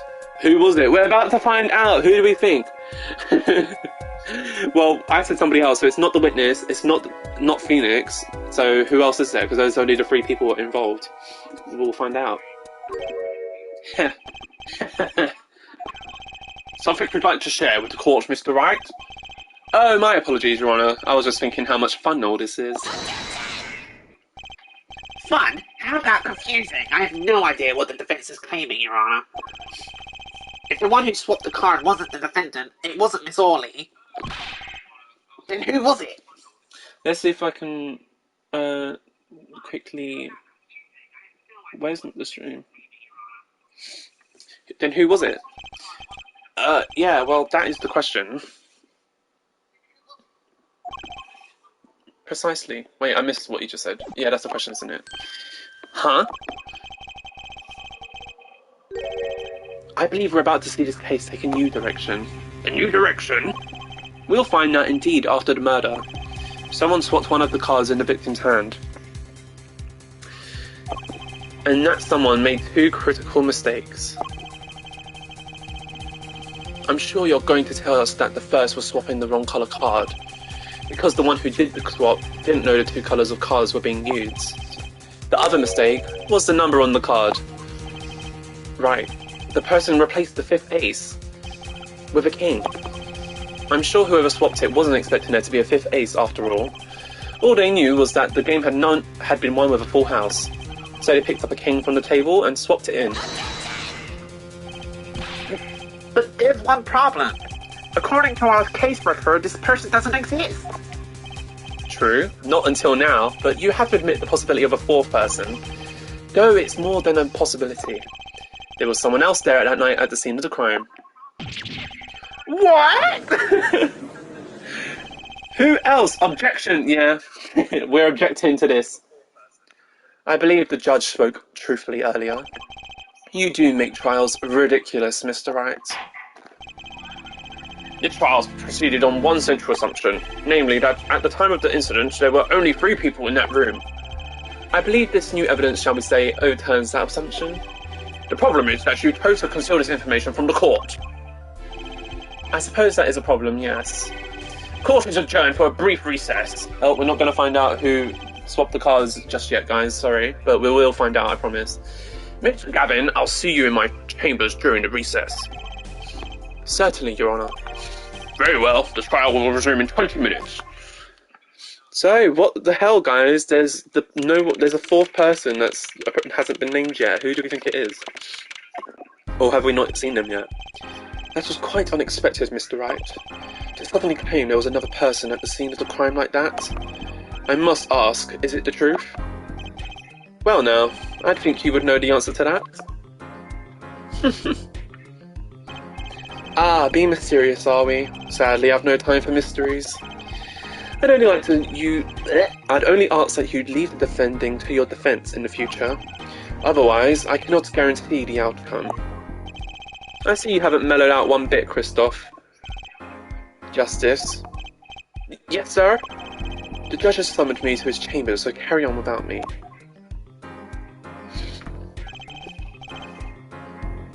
You did well, Apollo. Can I ask you something? Sure. That locket you wear, is that really yours, Mr. Wright? Ah, you're wondering about the victim's disappearing locket. Here, you can take a look at it. That's a picture of my daughter in there.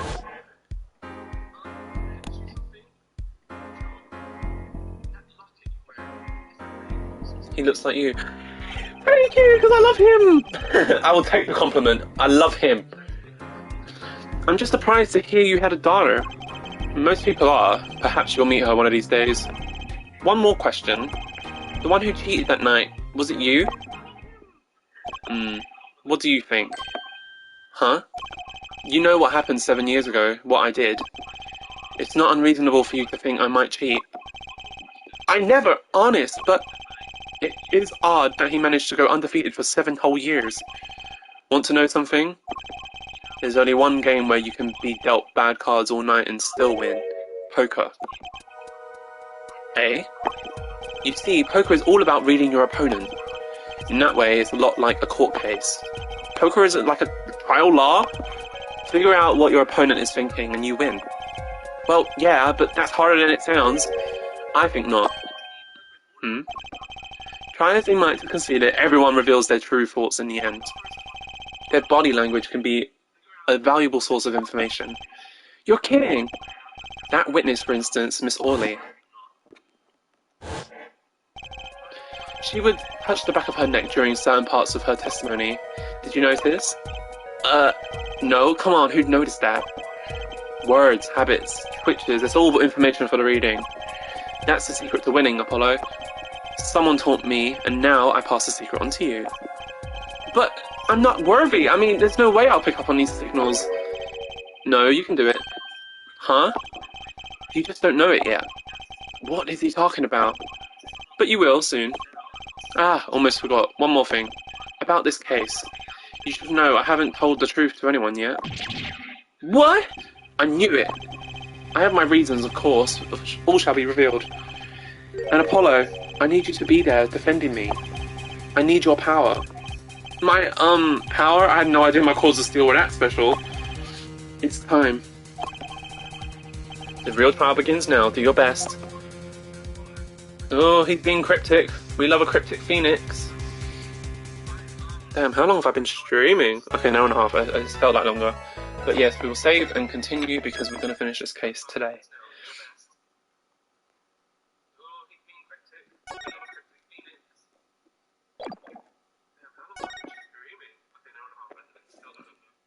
How's everybody doing in the chat? Yo, enjoying this game so far. Thanks for the message. I am loving this game so far. I've actually played them before on the 3DS, but I really love the franchise and I want to re-experience the story. I don't remember everything, but that's why I've already made mistakes. I got freaking the first testimony. I got 2 points deducted from me because I got it wrong, even though I've already played it. So I kind of know what happens, but you know, that's how good my memory is. But yeah, thanks for joining. Cool. Well, now reconvene, and I'm trying my best to do their accents. Some of them are really bad, but you know, it's all just a bit of fun, you know. Has our witness, Miss Olga Orley, recovered? Yes, Your Honor. Well, she's regained consciousness. Perhaps we can hear her version of events again. That's the thing. You see, she's quite fatigued. Nice to hear you love it. I do. It's one of my favourite series. Thank you. You're looking a bit fatigued yourself, Mr. Payne. He always looks like that. Sadly, fatigue is insufficient grounds for refusing to testify or prosecute. The defense would like to request that Miss Orley take the stand. Very well. The witness will take the stand. The voiceover is not that bad, actually. Thank you. I mean, when I'm doing the witness's accent, that's when you might not have that opinion of me, but we'll see how it goes. I'm just giving him all random voices. I'm pretty sure Christoph is supposed to be like German or something, and I'm giving him like a British kind of posh accent. But you know, I do what they do. I do what I say. I do what I think they are. Perhaps you could repeat your name and profession. Or perhaps you'd rather admit that you're a poor liar and a poor loser. Not. Oh, reveal yourself! Oh my god. Name's Olga. Oh, I don't have to do her Russian accent anymore, thank god, because that was dreadful. Name's Olga Orley, that's the truth. I'm a pro dealer. That's really deep voice for a woman. Let me try. I'll wait for your Russian accent. Yeah, no, not gonna happen anymore. She's had a reveal. She's not Russian no more. She took off the clothes. People call me Olga Quick Fingers Orley. Oh, oh really? Want to know something else? I'm not really Russian, and my last name sounds like oh really. There, that's the truth. I hope you're satisfied. Sorry, my voice with her is going to go all over the place until I nail it, but no more fake Russian voice. Damn, missed the best part. I'm sorry! It was really bad. If I remember any of her lines, I can, like, quickly try to do one. What was she saying? She was like, it was the defendant that cheats. Sorry, it's not good. Me too, not fair. I'm sorry, guys, but... I can't remember what even something she said. Anyway, witness, you will tell the court that you were really up to... I can't even read anymore. Sorry, I'm getting all distracted and excited by the chat. Thank you for commenting. Fine, I'll talk. We had a plan, see? Let me remind you that you are currently under oath. Any further fabrications will have serious consequences. Fine. Well, fine. I don't know what voice to do for her, but I'm gonna try my best. Like I said, I'm a pro. That guy Smith hired me to do what I do best. I was planted at the Borscht Bowl Club several days prior to the night of the game as a waitress. So you were in cahoots with the victim. I don't know, that's a hilarious attempt. I know. I can only do so much, guys. I didn't think it was that bad when I was doing it, because like when I was doing it as her, I was like getting into a flow of it. It was bad at points. I'm not gonna like toot my own horn, but yeah, I think I nailed some of it. So I'm gonna cut myself some slack. Not that he needed my help. Smith is a well-known poker player in some circles. But winning wasn't the main purpose of this game. Cowgirl suits her, do you think? I'll try anyway. It was about destroying a legend, the unbeatable Phoenix Wright. I mean, hilarious in a good sense of word. Thank you. Even if you read it bad, I'll agree anyway. I'll agree both ways because I know it's going up and down, whether or not that's... I'm scared that I'm going to offend anybody with my terrible Russian accent, but luckily she's gone now, and no one's here to see it. The plan was simple, elegant, really. You see, we set up a trap of sorts. I was to plan a card in Wright's pocket beforehand, and then deal 5 aces during one of their games. When their hands were revealed, Smith would call him out and search Wright. He would then pull out the planted card and the trap was snapped shut. You swapped the cards! That's supposed to be the victim, I don't know. expose a cheater and losing on top of it. It would have made a great double play. Just like that, the legend would be dashed to pieces. Indeed. Getting caught red-handed at cheating would cost Stout Unloads all his prior wins. A 7-year legend destroyed by one little card. That was the plan. Oh really, Orly? Oh, I keep forgetting his voice. Oh really, Orly, how droll.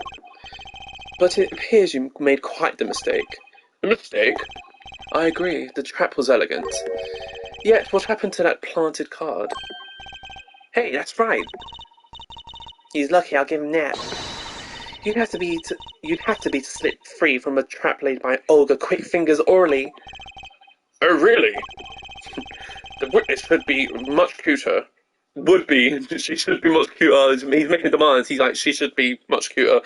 The witness would be much cuter if she dispensed with the evil mastermind shtick. Judge, don't be creepy. Cute? Who wants to be cute? I'm not cute. I'm bad. You hear me? Bad! Oh, I redeemed. Someone's made me stretch. That is good, actually, because I'm kind of sitting like a croissant. Oh, thank you for the stretch. You can hear my audible stretching because I don't have my camera on today. Okay. Thank you for that. And I actually spotted it. I'm surprised because, like, past streams I didn't see some of the people redeeming stuff. Anyway, redeeming your moons. When you're through being bad, perhaps you could testify to the court. Tell us about this trap and how it was sprung. What did she do, guys? The best laid traps. That night, I planted a card like I was supposed to, and Wright lost the last hand, just like he was supposed to. Then Smith searched him. But the planted card was gone. The trap failed. The next moment, Wright picked up the bottle and swung it. Swung it? Swang ain't a word. It swang. It wasn't me who hit Smith. It was that no-good cheating defendant. That's rich, considering you forced him to try to trick him into cheating, but anyway. A surprisingly frank testimony that still leaves us mostly in the dark. The trap was perfect, I tell you, perfect. If that rotten cheater hadn't messed it up. Look who's talking. Well, the testimony for what it's worth is all yours, Mr. Justice. With witnesses like her, who needs criminals? And with defendants like Mr. Wright, who needs prosecutors? Thanks for joining me in the stream, guys. It's been really fun so far, especially doing all these voices. That night, I planted the card. Oh, here, this is where I stopped doing that accent. Hi, welcome back. Thanks for being here. So I'm going to stop doing her voice because I need to pay attention. I think I need to press something here. What should we press? Thank you for the follow! That made my day, thank you. You get some free access to my emotes, and I think they're really cool, especially if you like Pokemon. They're some of my favourites, so yeah, be sure to use them. I think they look really cool personally, but you know, I would. Oh, I've got my health back, I just noticed. Right, that night I planted the card like I was supposed to. Wright lost a hand like he was supposed to, then Smith searched him, but the planted card was gone. Maybe I should press that. Thank you for the follow. The card disappeared. Yeah, my trump card, the 5 of hearts. Gone, without a trace. Poof, Zippo! You're angry. Why are you mad, Shinx? Why is Shinx so angry? But no, I love Shinx. He looks so pissed. He looks like he's gonna annihilate you. We searched every nook and cranny, even inside his cute little hat. Damn, just stripping him down. But the card was nowhere to be found, is this correct? Never in my long twisted career. Never has Quickfingers already been so readily duped. Oh, really? Well, so what did happen to the 5 parts? Don't look at me. Why don't you try asking that cheating, lying, two-faced defendant? So the 5 of hearts is still missing in action. Okay. Right, picked up a bottle and swung it. Okay, why would he do that? Hold the same place as Apollo. Oh, yeah, Apollo getting mad. Shinx getting mad. Oh, I didn't even see what he said. What did he say? Wait, isn't that a little odd? What's odd? You searched Mr. Wright thoroughly and found nothing, which means he didn't cheat, which means he had no reason to strike the victim. Well... Oh, here it comes, guys. Apollo's powers, they're activating. What was that just now? I sensed something. Something wrong, Mr. Justice. Oh, here comes the intense music. No, nothing, Your Honor. What to do? Should I press her a little harder? Press her! Miss Orley, you're hiding something! What are you talking about? You... me? Quick Fingers Orley hide something? Damn. The defense will refrain from baseless accusations. I forgot he was even there. I have one question for the witness then. You say you saw the moment the defendant hit the victim. Is this true? Of course it's true. I did see it, honest. I saw it when Wright hit him. Oh, the heartbeat. With my own eyes, I saw it. What's this weird vibe I'm getting? I'm just getting a weird vibe. Such a weird vibe from this witness. That witness, for instance, Miss Orley. She would touch the back of her neck during certain parts of her testimony. Did you notice? Touching her neck, was it? Look, she's touching her neck. Oh, by zooming in. And now he's going to freak out.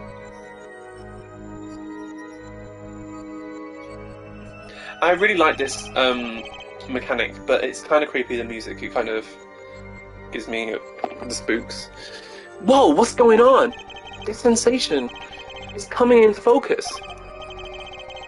Yeah, that twitch, it's so clear. Love the eye. Yeah. It kind of creeps me out, I don't know why, but especially the music. It's like I could perceive her habit like I couldn't before. Oh, that's a terrible accent, but you know. Perceive. Gotcha! When they do actual voice lines, which is very rare because they don't really talk in this game like actual voice lines, like I try to copy it. Miss Orley, perhaps you are unaware of this yourself. Unaware of what? Whenever you get to a certain part of your testimony, you touch the back of your neck with left hand. My neck? So what? What indeed, Justice? I hadn't noticed anything of the sort. When she says that part of her testimony, she's subconsciously recalling something. Her body reacts to the memory and she touches her neck. I'm sure of it. A memory? Oh. A memory? What? Would someone care to explain what he's babbling about? This is highly unusual, but let us defense. You claim the witness is remembering something. Maybe do you have evidence of this memory to show us? Her habit is scratching her neck whenever she talks about the moment of her crime. The crime. Her crime. So what would remind her most of the moment of the crime? Payne's voice is absolutely accurate. Thank you! That's made my day. If I've made one of the characters seem accurate, then that's all it takes. You know, I don't have that much variation in my voice, so it's difficult to do the characters that don't have like a drastic characteristic, like Apollo and Phoenix. Like, I try to give Apollo a little bit of an American twang, and then Phoenix I just do my regular voice. But yeah, it's just a bit of fun. Hopefully when more characters start popping up, they're a bit more diverse, and I can, you know, mix up the voices a bit better. Anyway, sorry. Miss Orley, whenever you recall that crime that night, you scratch your neck. I've noticed it happens when you think about the moment of the crime. There must be some reason behind this habit of yours. See what I mean? I believe the weapon that left an inerasable impression on your neck is this. There's only one weapon, if he's trying to give us a hint. It's got to be the bottle. Take that! Whenever she talks about the moment of the crime, she touches her neck. And what reminds us more of the moment than this bottle, the murder weapon? But something doesn't fit. If you were only the witness to the crime, why would that make you touch your neck like you're in pain? What's he talking about now? It was Mrs. Smith, the victim, who was hit, not you. This is a cross-examination, not a cross-wild conjecture. The witness's habits are completely irrelevant. Justice, I'll admit I'm a bit confused myself. This is certainly a unique cross-examination. I'll explain later, just trust me. Now's our only chance to break her. Jesus, this poor girl, what's she trying to do with her? Miss Orley, please testify in detail about the moment of the crime, the very moment. Oh. Yet, I am knowing nothing. We know you're not Russian. Yet, I am knowing nothing. The witness will testify, please, now. She went back to being Russian for a second. Don't bully the Russian cutie now. We're not bullying. We don't bully her only when she's acting cute. We bully her now when she's not cute no more. Thanks for dropping in, by the way. He's the one who did it. I didn't let him out my side until the cops got here. I'm gonna press that. Please. What else are we gonna do? You seem uneasy. You try standing up here. Her eyes are darting all over the place. I must be getting warm. Tell me, after the crime, after the crime, what was the defendant like? And yes, you figured out that bitch is not Russian. Yeah, we got to the point where she's revealed already. She just kind of reverted for like 2 seconds to hide from the question. What was the defendant like? Well, he must have been stunned by the weight of his crime. And apologies in advance for my terrible voice acting on majority of them. He sat in the daze at that table until the cops came. Intriguing. I believe you got all the testimony you're going to get out of this witness. So, what do you think about her testimony? I'll tell you what I think. Her testimony is garbage. It's basically bogus. It contradicts the evidence. What's that? Well, show us this evidence, Mr. Justice. It's evidence that you claim contradicts the testimony. She didn't let him out of her sight until the cops got there. I noticed some evidence that contradicts that.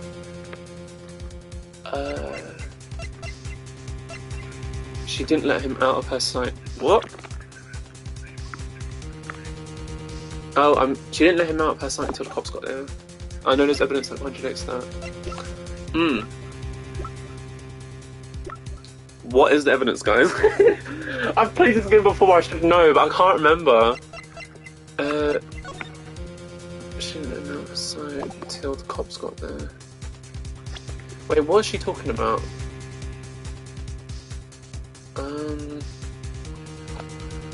I believe he got an order. Oh, you're saying Phoenix? But he called the police. It must be that. Okay, thank God. Woo! Miss Orley, we have a record here that clearly contradicts what you said. It states that the police were alerted by a report from the defendant. Eh? And we know that the defendant left the courtroom, climbed the stairs, and made that phone call from the first floor of the Borscht Bowl Club. So explain how you kept your eyes on the defendant when he left the room entirely. Selfie. I can't scream either. As I said in the title of the video, it's a bad question mark voice acting. The man who picked up a bottle and swung it at night wasn't the defendant.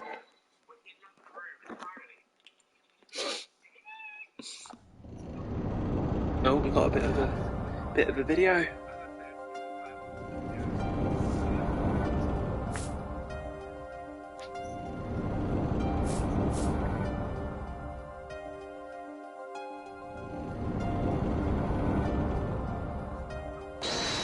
Take his chance to grab a drink.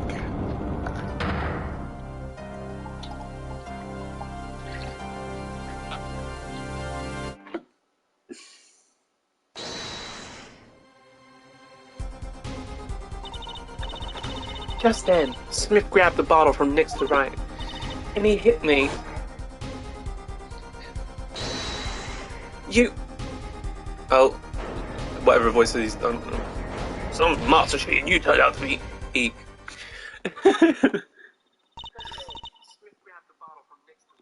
When I came to, the victim was already dead, is that it? That's why I couldn't reveal who I really was. If it came out that I was in league with Smith, I'd be a suspect for sure. Everyone's stunned to silence. Well, where does this leave us? Madness. This is madness. I'm dreaming. It must have been me who was hit with a bottle and imagining all this. It appears our prosecution is at its wit's end, and frankly I can't blame him. Mr. Gavin, what do you think about this turn of events? Mr. Gavin, sir? I believe that, as a defense in this case, We are compelled to call Miss Orley a big fat liar. what? 3 were in that room the night of the murder. The defendant, victim, and her. And she has a motive. Motive? Her plot foiled, the witness called into an argument with her client, Mr. Smith. And I don't know that word, I can't lie. The denouement of that argument was murder. What? I'm no killer. It's a trap. Someone's trying to frame me. Phoenix was having a right old laugh. What tangled webs we weave when we practice to deceive. So tangled we catch ourselves in the process. Mr. Wright? Oh my god, that's not his voice! Mr. Wright! Such a hasty conclusion. It's not like you, Christoph Gavin. What are you saying? Oh my god, the voice cracked. What are you saying? Why not consider the other possibility? That there was another person in the room at the time of the murder. Right, like Mr. Wright was saying right before recess. A single card was swapped into the victim's hand after the murder, and the one who swapped the card didn't know 2 colours of cards were being used. A 4th person. Ha! It's theory again. Your 4th person doesn't exist. Indeed. That's why I decided to bring this case to court. Here, where there's no escape and no chance for deception. The perfect place to catch the real criminal. The real criminal? And we're in luck. A clue to the real criminal's identity was kindly provided for us. Oh, we're about to find out, guys, if you've been sticking around to find out who swapped the cards, because they haven't revealed it yet. And right at the beginning of the trial, no less. What? Apollo, perhaps you know what I'm talking about. Sorry. Remember what I said. The 4th person who swapped the cards made one critical error. He or she wasn't considering the colour on the back of the cards. Right, but how could such an obvious mistake occur? The cards used for the last game were red. Yet, there is one person here in our court who thought those cards were blue. Yeah, I had that impression too, but why? Well, Apollo, think you can figure out who it was? It's not me, I swear. Who is this 4th person? Why do I always get put on the spot like this? This case is truly insane for a first case. It is. It's probably the best first case. I can't think of a better first case. Yeah, I think it is the best first case out of all the Ace Attorney games. It's very, convoluted. Normally they're very straightforward. And they usually tell you who the freaking killer is from the beginning. Frank saw it from the first game, and I can't remember the other ones. But they tell you who the killer is. So this one's very convoluted. It's a very exciting first case. Who do you think it is, though? I mean, I'm sure everybody knows. It's not Phoenix. It's not the victim, because he didn't kill himself. He just said he didn't do it. He's a snake, but he's not a killer. Not her. So it only leaves our brethren. Our mentor. Phoenix. I love his little smirk and his little side eye into the darkness. He's like, yeah, you got it. As I expected. Your eyes and ears are as sharp as your hair. I was right. Christoph Gavin, you were the 4th person that night. But of course Mr. Gavin knows the colour of the cards. How would he? As you can see, the photo of the crime scene is black and white. You can't tell which of the cards are blue, the ones on the floor or the table. But look! You can see the colours in this photo. Yes, but when he said the cards were blue, it was well before this evidence came to light. It is true that the defendant was engaged in a game of poker with the victim. Yet it was only that, a game, in the purest sense, a competition, Your Honour. A competition? Yes, a test of wits, a silent clash of passions. Only the cards, their backs wreathed in blue flame, know its final outcome. I love the music as well, it gets me intense. makes me excited. Well, Christoph? Mr. Gavin? Mr. Gavin, is something the matter? No, nothing, excuse me, it was just so sudden. Right? You aren't seriously accusing me, are you? Oh, Christoph, you know even I'd never take a joke this far. Objection! This has gone beyond ridiculous, beyond dumb. This is insanity! The defendant accusing his own defense attorney of murder? I assure you I'm quite sane. But what possible connection could Mr. Gavin have to the victim? I wasn't aware that I had a connection to Mr. Smith either. Yes, but Mr. Gavin and the victim have never even met. Well, what if they have? Huh? There is a possibility after all. They may have met that night before the game started. What are you suggesting? Is this the truth Mr. Wright was staying silent about? Well, only one thing to do. Mr. Wright, the defense would like to request that you testify to the court. Objection! The defense would like to request no such thing. Mr. Gavin, testimonies must relate to the case. How could anything happening before that game of poker be related? How indeed? I'm not sure I follow, Mr. Gavin. As I explained before, the defense believes that Miss Orley... Am I to assume you speak for Mr. Justice in this? He is the defense, not you.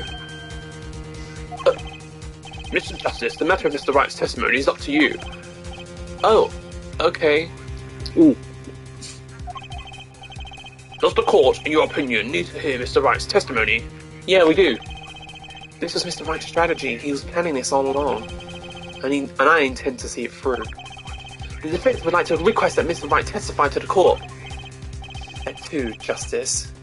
You would betray me, your teacher. I'm sorry, Mr. Gavin. This isn't about loyalty. This is about the truth. Very well. The defendant, Mr. Wright, will take the stand, please. Okay, a bit quick drink, because doing all these voices are killing me.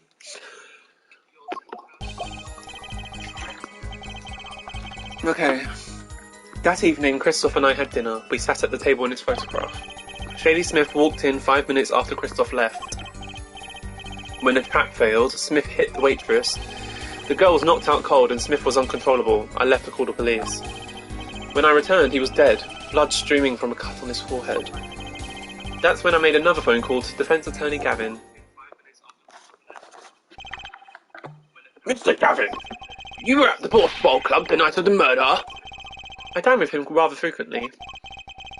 And he talked to the defendant on the phone directly after the murder. Quite against my will, I had become involved in a murder. I thought I might be in need of a lawyer, so I called him. You were planning this all along, weren't you, Wright?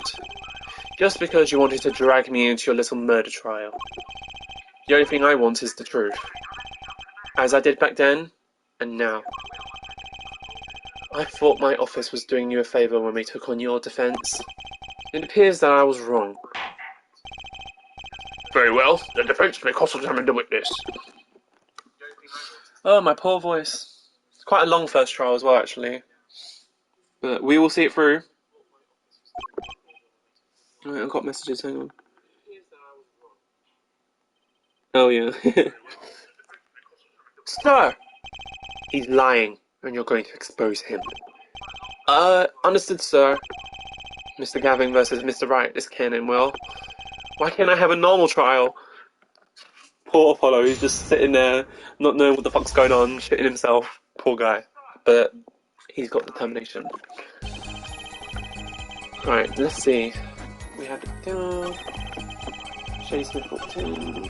Trap failed. Smith hit the waitress. The girl was knocked out cold. I left to call the police. He was dead, returning.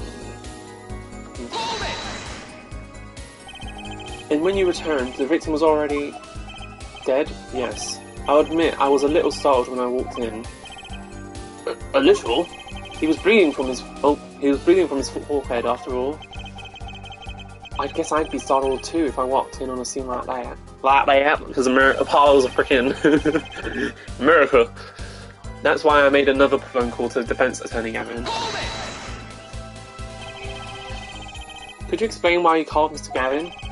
I'd obviously gotten involved in a rather sticky affair, and I figured Christoph's law officers would give me a friend rate for my defence fees. Ah, glad to hear you intended to pay. Oh, I'll pay in full, Christoph. It was I who got you involved, after all. You may find the price of your defence quite high, my good friends, quite high. Is this the truth that Mr. Wright was talking about? Justice, you know what to have to do. He's lying, expose him, now. Yes, sir. I have to think, what's Mr. Wright trying to tell me with his testimony? The truth has to be in there somewhere. Well, I just want to press everything. You had dinner with Mr. Gavin?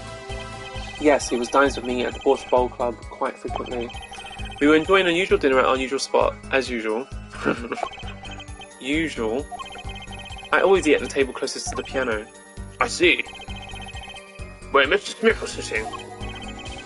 So the plates and such were on the table from your dinner? Oh, that was good English, but you got what I said anyway. Indeed. The remnants of my meal with Christoph. We dined for 2 hours, then Christoph left. After that, Shady Smith walked in 5 minutes after Christoph left. 5 minutes? 5 minutes? So the two of them could have passed in the restaurant during that time? That would have been a fateful encounter, to be sure. Oh, Mr. Wright, what was it you said? Christoph Gavin and Shady Smith may have met? I believe I did say that. Here I was all nervous about this meeting, and now we hear that they just passed in the hall. Passed in the hall?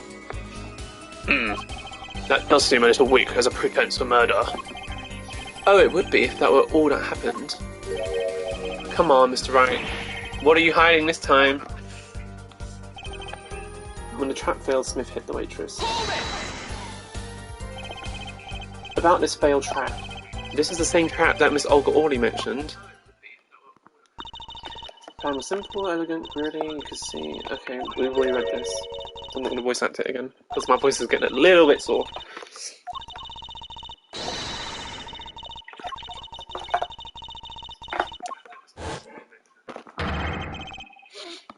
You swapped the cards.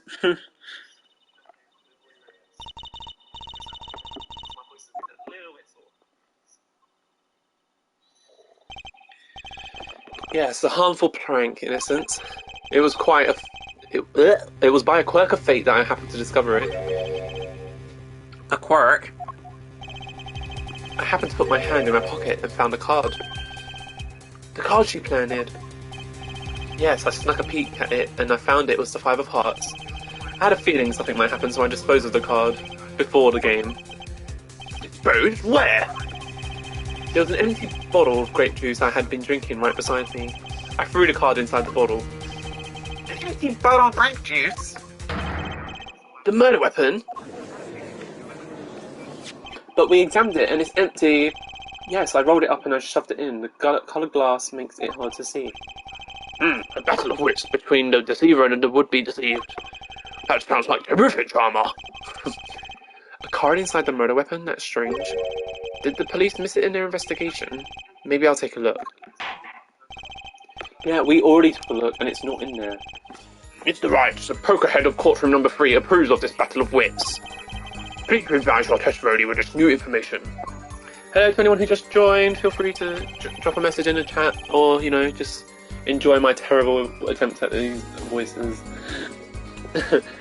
Right, it's the bottle because it's empty. Mr. Wright, if I may. Yes? I've examined the bottle and I don't see any card in here. No. Huh. What? Mr. Wright, surely... ... isn't all you have to say for yourself. I can't say that I know what happened to the card. I did put it in that bottle, however. Huh? Perhaps a 5th person came and took it out. Oh, and a 6th person could have helped. Mr. Gavin, Mr. Wright is your client. My apologies, Your Honour. I won't have you disparaging our investigation either. We looked inside that bottle and there was nothing. So what's going on? Is Mr. Wright hoodwinking us again? Or did the card just disappear? In any case, please continue the cross-examination. Oops, I didn't read it. I was reading the chat. Sorry. I'm afraid decisive contradictions call for decisive evidence. Oh. Push him harder, Justice. Break him. It's just you and the witness in the ring. Go for the KO. Ugh, why do I get the feeling we're not on our client's side anymore?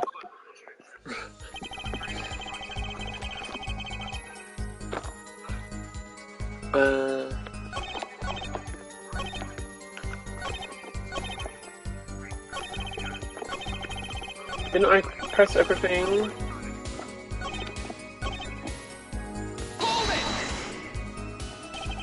Why in the bottle? I perceived my opponent's intent immediately. I'm used to entrapment, you see. I knew what was coming. Ho ho, so you struck first, I like that. I know every trick in the book. They don't work on me. At least when you get lucky and stick your hand in your pocket and they don't. The girl's knocked out cold, I spoke to the police, I found a dead body. I pressed them all! Oh my god! Okay, so I guess I have to present something.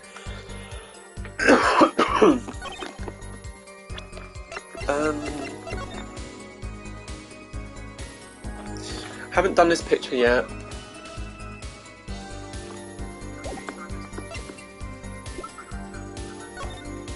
Oh, I don't remember what it is. Let's see. No.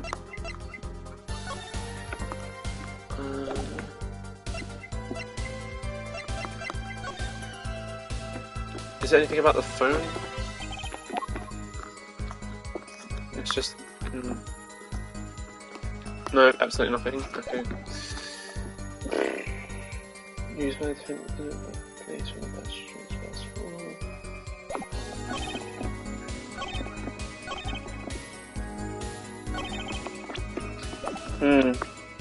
I'm kind of confused, guys, can't lie. Anyone want to help? Let's see. I'll probably figure it out in a minute, but my brain is just not braining right now.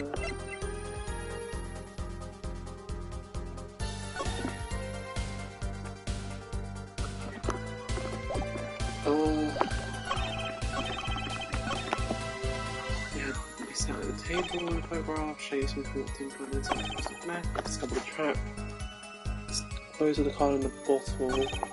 Girls knocked out cold and Smith was unfortunate. Did I press this one? I don't think I did. You made the call to the police from the first floor of the restaurant, correct? Exactly. Cell phones don't get a signal done in the hideout. Was anyone else on the first floor at the time? Time? Not a soul. It was the middle of the night after all. So there in the darkened restaurant, I called the cops. After making the call, I returned to the hideout. It didn't seem right to leave the witness, the injured waitress, alone. Oh, okay. That was not helpful. Press this one again. Sticky affair. Okay. This is... See, it's... I know what the case is about, but I just can't remember this specific testimony. Is it a cell phone? Defendant... Bottles. We already said about the bottle. Well, I don't know what else it could be. If you guys have any ideas, let me know. Or I'll just start guessing. I don't particularly want to do that. But what was it? I'm pretty sure I pressed everything. I don't want to press it all again. Maybe it was, I'm pretty sure I pressed this one. He said he was scared. Yeah. Damn.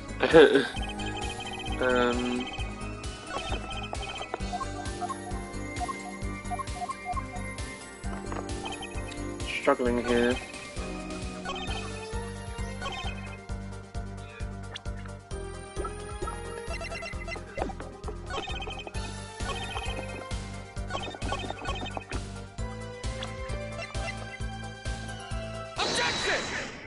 Oh, okay, I got it. Thank God.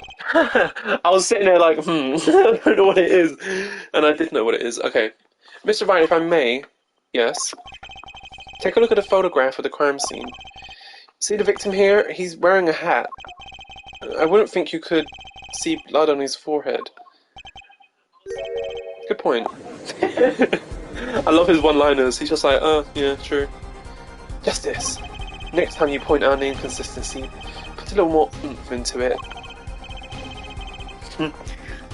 Mr. Wright, can you explain this to the court?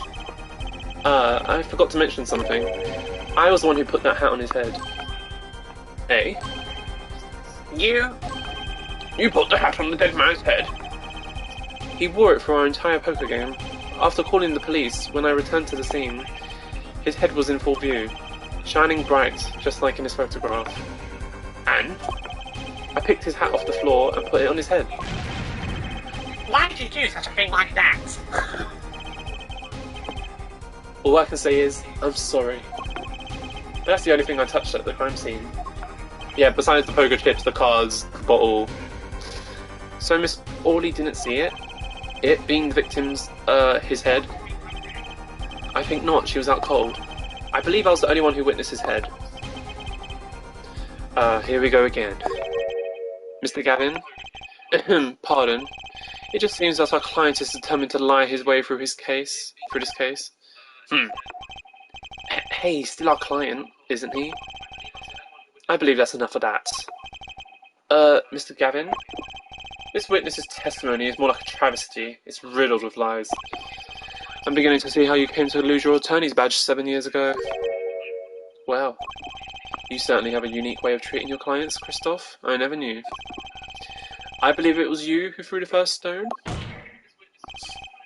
I love them just like, they're just arguing and there's a court case happening around them. Like, their argument's the centre of attention. Nothing else. Mr. Wright, if you intend to ever tell the truth about this case, it's now or never. Don't be misled, I haven't told a single lie here. Eh? When I noticed the trap, I put the card in the bottle to dispose of it. And then I put the hat on the victim's head. Let's just say I had a reason for doing that as well. A reason? That reason is right here. Your cell phone? That night, recalled that I spoke with the defense attorney Gavin after calling the police. Just in case, I recorded our conversation. What's this? Now that we're all here, I see no reason why I shouldn't play it back for the court. Oh, he's got you good. Christoph, I seem to be in a bit of trouble. What's this? What's this? Game not going well. Something like that. That gentleman who challenged you, he turned out to be good? He turned out to be dead. Someone hit him hard. You mean someone cracked that flawless bone china plate? Pate? Mm-hmm. Yeah. It wasn't you, was it? Me? Please. The cops should be here any minute. I'm in your hands, should it come to that. He kind of slipped up. I don't know how... Bone china plate. Oh, was it... Is that a typo? It's supposed to say plate. Or is it says pate and then it says plate? Okay. Bone china plate. I knew... It wasn't... Okay, anyway. Oh, never mind. Me thinking I spotted a freaking... a misprint in the text. A kind of porcelain, very smooth and shiny. And not plate, but pate. I believe he was referring to a certain gentleman's balding forehead. The court appreciates the defendant's discretion in not indicating my forehead. Wait a second, something's not right about that phone call. So, after Mr. Gavin ate dinner with you, he left the Borscht Bowl Club? Most certainly. Then, how did he know? When did he see this bone china plate? Oh, that's right. Yes. That was when I began to see my good friend in a different light. He maintains his calm the whole time. He's like, Troubled, I returned to the crime scene. And when I spotted Mr. Smith's head again, I realised exactly what was wrong. Well, Mr. Gavin, the stage has been set. Perhaps you would like to explain this to the court. Exactly how did you come to your privileged knowledge of the victim's head? So, this is your reason. The reason why you put the victim's hats back on. Your point, Mr. Gavin? It's come down to this, has it, Phoenix Wright? Order! I will have order, Mr. Payne. Yes, Your Honor. I believe the court has been left with no other choice. Are you prepared to hear Defense Attorney Gavin's testimony? Well, as the prosecutor, Very well. We'll break for 10 minutes. After which, Mr. Gavin will take the stand for a cross-examination. Are we all clear on that? Crystal clear, Your Honor. Very well. This will be the final recess for the day. Thank God. Ooh, this is a long trial.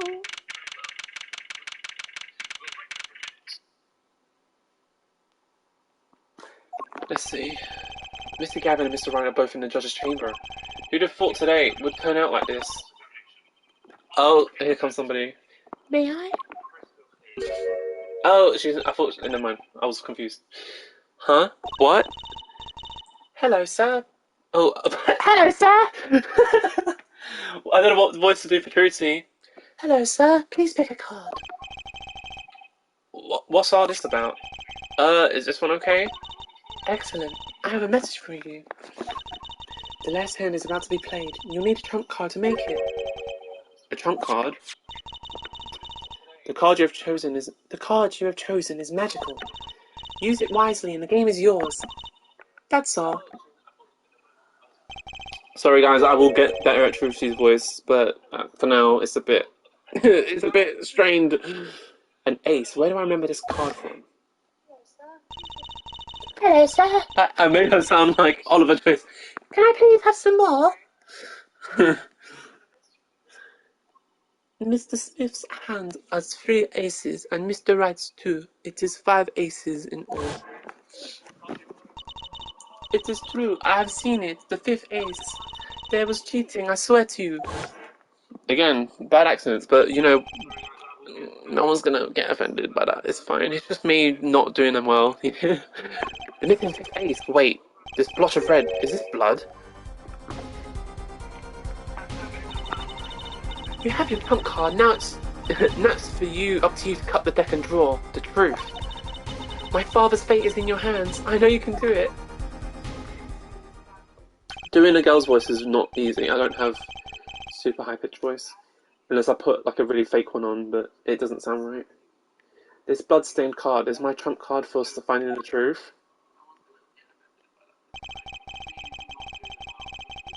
I fell deep into thought and my mind raced to understand what this all meant. That girl, I'd seen her recently, but where? That's when I made the connection.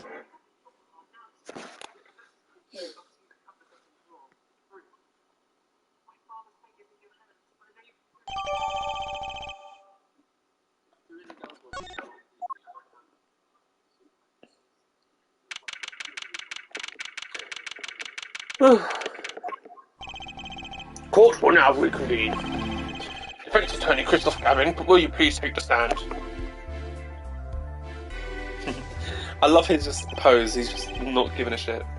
Now then, if you would, Mr. Payne.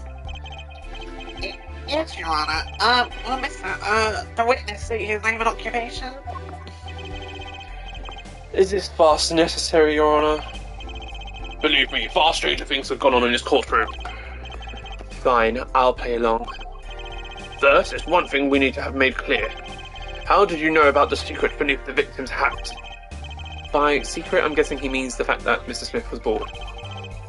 Forgive my curiosity, what is this about this fellow's head? Your Honour seems to have an inordinate interest in it. Oh, he's where he should be, on the bench. I wouldn't call it inordinate, Mr. Gavin. Mr. Wright. What do you think you're doing, Wright? Wow, things sure look different from the other side, you know what I mean, Apollo? Speaking of looking from the other side, let's consider something for a second. The victim wore that hat all night, never once taken it off except for that one time. That one time being the instant he was hit. Oh! When Mr. Wright returned from reporting the crime, the hat was lying on the floor. Mr. Wright picked it up and placed it on the victim's head. In other words, in order to have seen Mr. Smith's bald head, you would have had to have been there when in the hideout at the time of the crime. In other words, I must be the real killer, is what you're trying to say. Not bad, Apollo.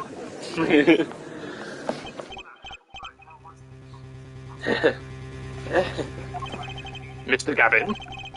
I'm afraid that I haven't been entirely honest with the court. What?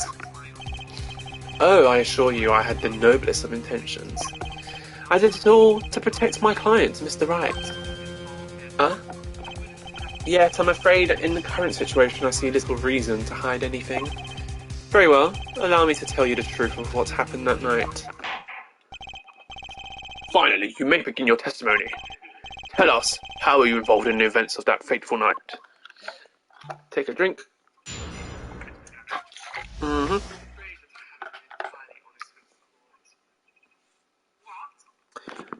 That fateful night. The rage I sensed in that man that night troubled me, so I returned to the club. I went down to the basement and peeked in through the little window to the hideout. It must have been right after the murder took place. The victim was dead, as he appears in the photo. A bald head and unconscious girl, and Wright holding a bottle in his hand. I sensed that was not the best place for me to be at the time, so I left. That's when the call came from Wright. So you witnessed the murder? For better or worse, I missed the actual moment of the deed. Mr. Gavin, may I remind you that you are on Mr. Wright's defense team? Your testimony is clearly disadvantageous to your client. That's a funny thing to say. What else could I say? I'm standing on the witness stand after all. So you are, Mr. Gavin. And you had to testify as you just did. You had to tell them you saw the scene of the crime through that little window. Mr. Wright, you had to say that. Because that was the only probable window of opportunity, right, Apollo? Oh. Mr. Wright, the defense should be doing the cross-examination, not the defendant. Mr. Justice, are you prepared? Yes, Your Honour. I can't believe I'm going up against Mr. Gavin. This trial is getting weirder and weirder.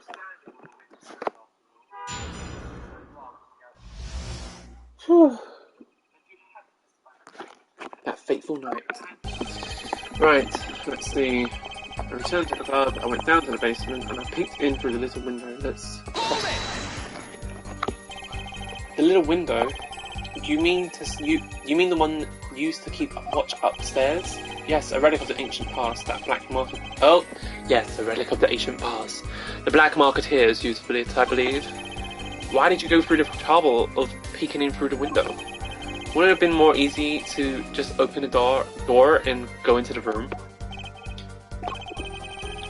I didn't want to upset Wright, you see. Upset Mr. Wright? Yes. What if my fears had been unfounded? I'd been walking in on their match. Bad form, to say the least. So far, everything he's saying makes sense. It must have been right after the murder took place. The victim was dead as he appears in the photo. A bald-headed, unconscious girl, and Wright holding a bottle in his hand. I sensed that was not the best place for me to be at the time, so I left. That's when the call came from Wright. Okay, go back.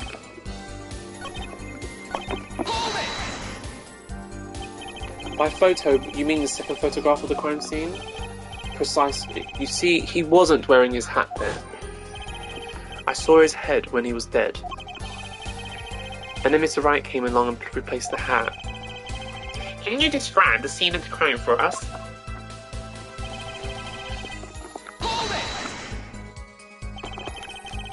Those were really the only three things at the crime? Scene of the crime? Yes, as far as I saw at least. Then we're back to where we started. The killer was the defendant, Phoenix Wright. Who else could have been? But why didn't you talk to the police? 2 reasons. First, I didn't actually witness the very moments of the crime. Second, my office was asked to defend Mr. Wright. Even after seeing what I'd seen, I couldn't abandon my friend. There must have been someone else there at the moment of the crime. Justice, I just said I saw no one, not a soul. But that goes against what Mr. Wright said. Ah yes, the mysterious 4th person. Who would conveniently be the real killer, I suppose. Glad to see we agree, Mr. Gavin. Let me pose a question then. Tell me, what possible reason did the real killer have to swap the cards in the victim's hand? Perhaps you can show us a reason why such a thing would be necessary? How can I show something I can't find myself? Remember, Apollo, the card that was swapped out was the 5th ace. The 5th ace, right. Well, Mr. Justice? The question of why the killer would swap out the card has been raised. Can you point to a reason? It's now or never. The defence would like to present evidence to the court. Evidence showing the reason why a card was swapped out. Then go ahead and point out your reason, Mr. Justice. Why did the killer take the 5th ace? Uh-oh, here we go. My reason is, this. Is that an ace? Why? It's got blood on it. Right next to the spade. What? This is insane. Why wasn't I told about this? Why? Could this be the missing 5th ace?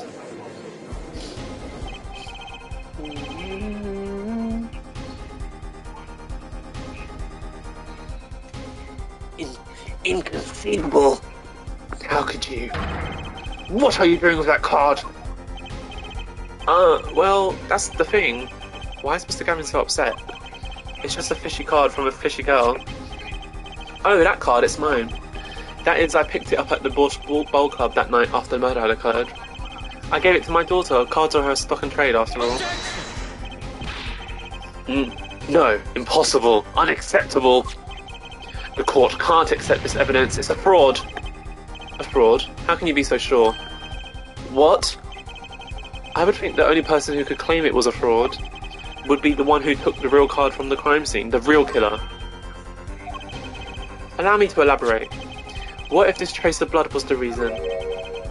The reason for the killer to take the card from the scene of the crime. Where are you going with this? Take another look at the photo and at the victim's head. At the moment of the crime, his hat fell to the floor, and a trickle of blood ran from his forehead down to the back of his head. Couldn't a drop of blood have fallen onto one of the cards? I suppose. The killer then took the card to hide the blood. Regardless, that evidence is non-permissible. Oh? Right, regardless of how you wasted the last 7 years, you used to be a lawyer. You know what a serious crime it is to conceal evidence. Oh, we can discuss the finer points of our legal system later. What's important now is that I've answered your question. What are you talking about? You wanted to know why the killer would have had taken the card from the crime scene? And now I've told you. That one drop of blood would have been decisive evidence, you see. This is baseless conjecture, baseless! Oh, the pose! Oh, I assure you it's quite based. What? It's amazing, really. How a single drop of blood on a single card can lead us to the truth. It's quite simple. Well, Apollo? I love how he smiles at Apollo. He's like, well, Apollo? Yes? Quite based. It's quite based. Thanks for sticking around. I'm surprised you're still here, but it's good to hear from you. Try picturing the scene of the crime. I'm sorry for my voice. It's getting a bit dry, getting a bit husky, getting a bit hoarse. Try picturing the scene of the crime in your head. Been talking for almost 3 hours. 2.5 hours non-stop. I haven't even got to the end of this case. I forgot how long the first case is, but we're going to stick it out. Or until I get hungry. The murder took place in the hideout. The body of the luckless victim was found at the poker table. And before the killer swapped the card out, there was a single card with a drop of blood on it in the victim's hand. Given this, there is one decisive problem with this scene. Well, what is it? Let's keep it simple, shall we? Given that there was a drop of blood on the card, whose position in the diagram doesn't fit? The victims, the killers, the witnesses, the second witnesses. Whose position doesn't fit with the bloody card? The victim? Well, isn't it the victim's position that's the problem? I don't follow your logic here, Mr. Justice. Well, look, the victim was struck on the head, sending him back in his chair. You think any blood would fall behind the body, not into the table in front of him? Ah! Take a look at the photo again. I don't know why I was talking like the judge. Take a look at the photo again. If he bled in this position, the blood would have poured on the floor.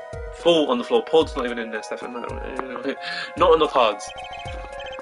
Why, that's right. So what does this mean? Incidentally, we were sitting in swivel chairs. Swivel chairs? Oh man. Apollo, try turning the chair around. Okay. We? The chair was facing the other way. It would have to be.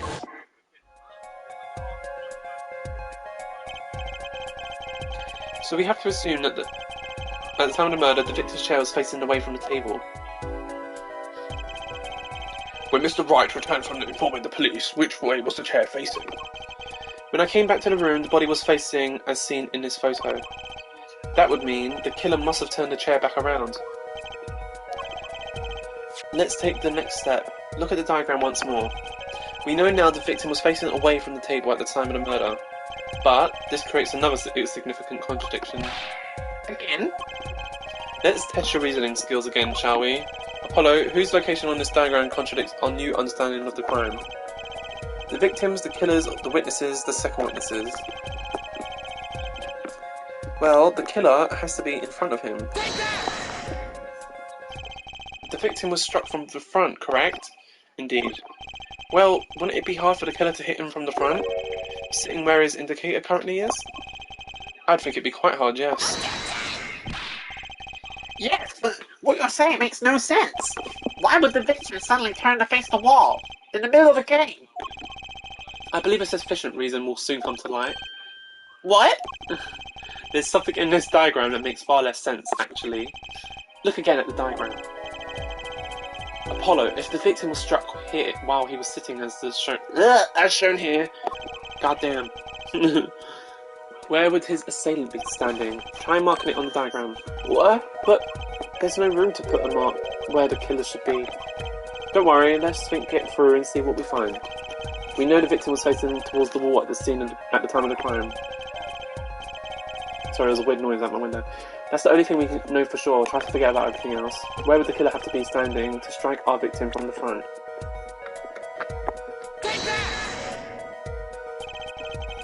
The killer had to be standing, well, here.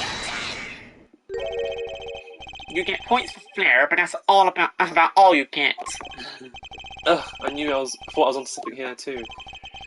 I hardly need to point out that standing there would be impossible. The victim is facing a solid cupboard. Or are you claiming the killer climbed the cupboard and hit him from above? Ha! It's simple logic, really. If this was the only place the killer could have been standing, then that means that at the very moment of the crime... Wait, I know. At the moment of the crime, the cupboard wasn't there. What's this now?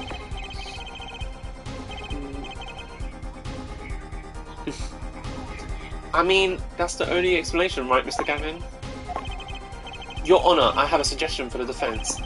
We should... The cupboard is the killer. The cupboard fell on him, and... and they're all trying to blame each other, but it was actually an accident because the colour fell on him. I love it. We should arrange to examine the cupboard in the hideout immediately. Yeah, this cupboard's suspicious. The cupboard stole the ace. The cupboard did. It ate it up. A hand reached out from inside the cupboard and picked it up. Bailiff, send a team to this crime scene immediately. Have them try to move the cupboard. Ah, Your Honour. What? There's one more thing your men should look for. Please give this to the bailiff. Yes, I see. Ugh, my voice is getting strained. I can't even do his voice properly anymore. You do belong in the courtroom after all, Mr. Wright. I do my best. I love how unserious Phoenix is, even though if we know the game, this trial actually means a lot to him. But let's forge ahead here while we wait. Look at the diagram once again. I guess it's because he's so confident. It's been changed. If the killer was standing here at the scene of at the time of the crime, then this cupboard wasn't. The cupboard testifying would suit this case so well. It would. We've had parrots testifying. We've had in one of the games, a whale is the defendant. Whatever wacky things. We testified a radio. I mean, someone was on it, but like the radio was having a breakdown. It was kind of funny. It would fit the game. The cupboard just starts talking. Plot twist: the cupboard is a person dressed up as a cupboard. Then this cupboard wasn't here, which means it got up with its legs and it moved. Recreate the crime scene. Push the cupboard. Thank you. Yeah, I'm so strong. As you can see, the cupboard was the problem. Have you played this game before, Damien? Hades Damien, I think. At the time of the murder, the cupboard is like the box girl from Dual Destiny. Okay, that means, yeah, I guess you have. It is. She was funny. At the time of the murder, I can't remember her name though. It has to have, yeah, I played the whole series. Nice. So do I. It's one of my favourite series. At the time of the murder, do you have a favourite game out of all of them? At the time of the murder, it has to have been as shown here. I like this one a lot. It's not my favourite, but the first and last case are amazing in this one. But something that knocks this game down a bit for me is that the filler cases almost, like the second case and the third case, I don't care that much for. The third case is a bit more interesting, but like I don't like how obvious the killer is. Investigations 2, that is a good one. The Great Ace Attorney 2, yeah, that's a good one as well. Those are really good. I was so excited when they localized The Great Ace Attorney, and they didn't localize Investigations 2, but I played a ROM of it, so that was translated into English. But yeah, amazing villain, big twist, we love it. I love twists that I don't get. Like that's why this game I was like, there's a big twist in this one. Obviously, even this is quite a big twist, really, because you don't expect to who the killer is in this one. But the second case and the third case, I think, aren't that big of a twist. I'm just like, oh, okay. But yeah, the fourth case in this one's crazy. So yeah. Now everything is in place to reconstruct the moment of the crime. Oh my, what's this? Yeah, like the twist in those two, yeah. I really like Dual Destinies, and I feel like that's probably one of the most hated ones. I do like it, I do like this game, and I like the new mechanics as well, like with the perception stuff. But yeah, I feel like the Dual Destinies and Spirit of Justice are kind of underrated, but I really like them. And maybe I'm biased because I think Dual Destinies was my first game to the series, and then I realised it was the fifth game, and I was like, oh, let me go back. Yeah, I liked it. I love Athena. She's a brilliant character, and I actually study psychology, so I resonate with her, and I love all the psychology stuff that she incorporates in the game. I love it. So I hope the series progresses with psychology, because they started doing that with the mood matrix and stuff. Waiting for Athena's trilogy. I know. Oh my god, I would die if they announced Athena's trilogy. It feels like they're building up to it because they've released this one, and it stars Athena as I mean, Athena's basically the main character in Dual Destinies. Really, it's a bit weird that it's Apollo's trilogy, even though Apollo's got some story there with his best friend at the space station. But yeah, it's Athena's got such a good character, and I love her, and I love her gimmick. So we need her more. We need more of Athena. I was so sad that she took a backseat. We don't play much as Athena there. That is true. We play as her once. I think twice, but she seems like the problem. Yeah, I hope so. Yeah, but the story centers around her in the second game. With the whole space station stuff. It's all her backstory, and she becomes the main character almost. But yeah, I guess it is more Apollo's because you play as Apollo more, and yeah, we need a full game of Athena. Anyway, let's continue. What is it now? Look at the diagram of the crime scene once more. It appears we found another contradiction. What I believe to be the final contradiction. She does. What I believe to be this final contradiction, in fact. There's so many things in this series that like are unresolved. I hope they resolve it. Especially with Apollo, and it's a bit strange because like he gets like he's not in it really anymore. If you finished the series, so you know that like Apollo stays in a different country. He stays in Kurion, and it's like the series is going to progress without him. But I'm like, but there's so many mysteries surrounding Apollo and like his parents and Trucy and stuff. So it's like, is that going to get resolved, or is Apollo going to come back, or they've just like forgotten about him now? I wonder what they're going to do next. Anyway, notice something, Apollo? Our line of deduction is rapidly approaching to its logical conclusion. Now then, Mr. Justice, please point to a new contradicting indicator. Is it the victim, the killer, the witness, the second witness? Oh, we can see what it is. He shouldn't be able to see through a window with a wardrobe in front of it. About this cupboard. Are we all okay with assuming it was moved? Sure, why not? Well, if it was, something really doesn't fit. The cupboard would completely cover up the window to the stairs. Apollo is probably going to be like Maya and appear for some fan service. I wouldn't mind that. I feel like his story is finished, besides like some loose ends that they didn't tie up. So I kind of hope he like makes an appearance. But like now that he's got like his trilogy, I feel like it's time to move on. And like, if anything, maybe have one minor case as Apollo, kind of like Athena did in Spirit of Justice. Like Athena just had like a little random case that didn't really have much to do with anything, but just to play as her. It didn't really tie into the story, but you know, it was just there because, you know, Athena's there. But yeah, like I want to see Apollo again. I don't want them to be done with him, but like I don't want him to be like the core focus. In Judge voice. That's right, someone standing outside wouldn't be able to see in. Someone like Mr. Gavin. What? What did you say? Oh? Is the coolest defense in the West losing his cool? Don't expect me to play along with your little game, right? It's only a game until someone gets killed, Mr. Gavin. And someone was while the window to that room was blocked by the cupboard. So, Mr. Gavin, perhaps you'd like to explain to the court? Exactly where did you witness the crime scene from? Excuse me, Your Honor. I don't know. The bailiffs don't have a voice. Come on. Order! This is a court of law, and I will have order! We just now received word from our investigative team at the Borscht Ball Club. They've examined the cupboard in the hideout, Your Honor. Oh? And what did they find? Well, Your Honor, it turns out there is a secret passage behind it. What? Are we surprised? Ah yes, I believe I mentioned something of the sort before. But I do hope they bring Maya back, because I loved the whole storyline with the spirit mediums.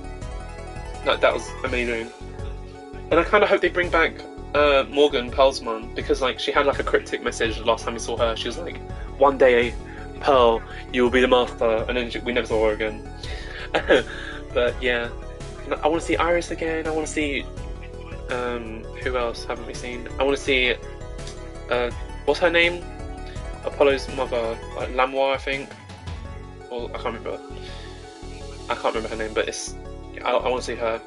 She's in this game.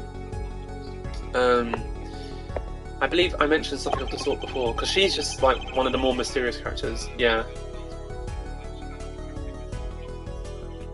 like she was just so. I feel like she's one of the more like we don't know anything about this character, like, and she's just like ties a lot of characters together. So it's really interesting how she's just there, and we don't know anything yet, really. I mean, we know some stuff, but like she's just full of mystery. She's like appeared in so many different settings. She's like Apollo's mum.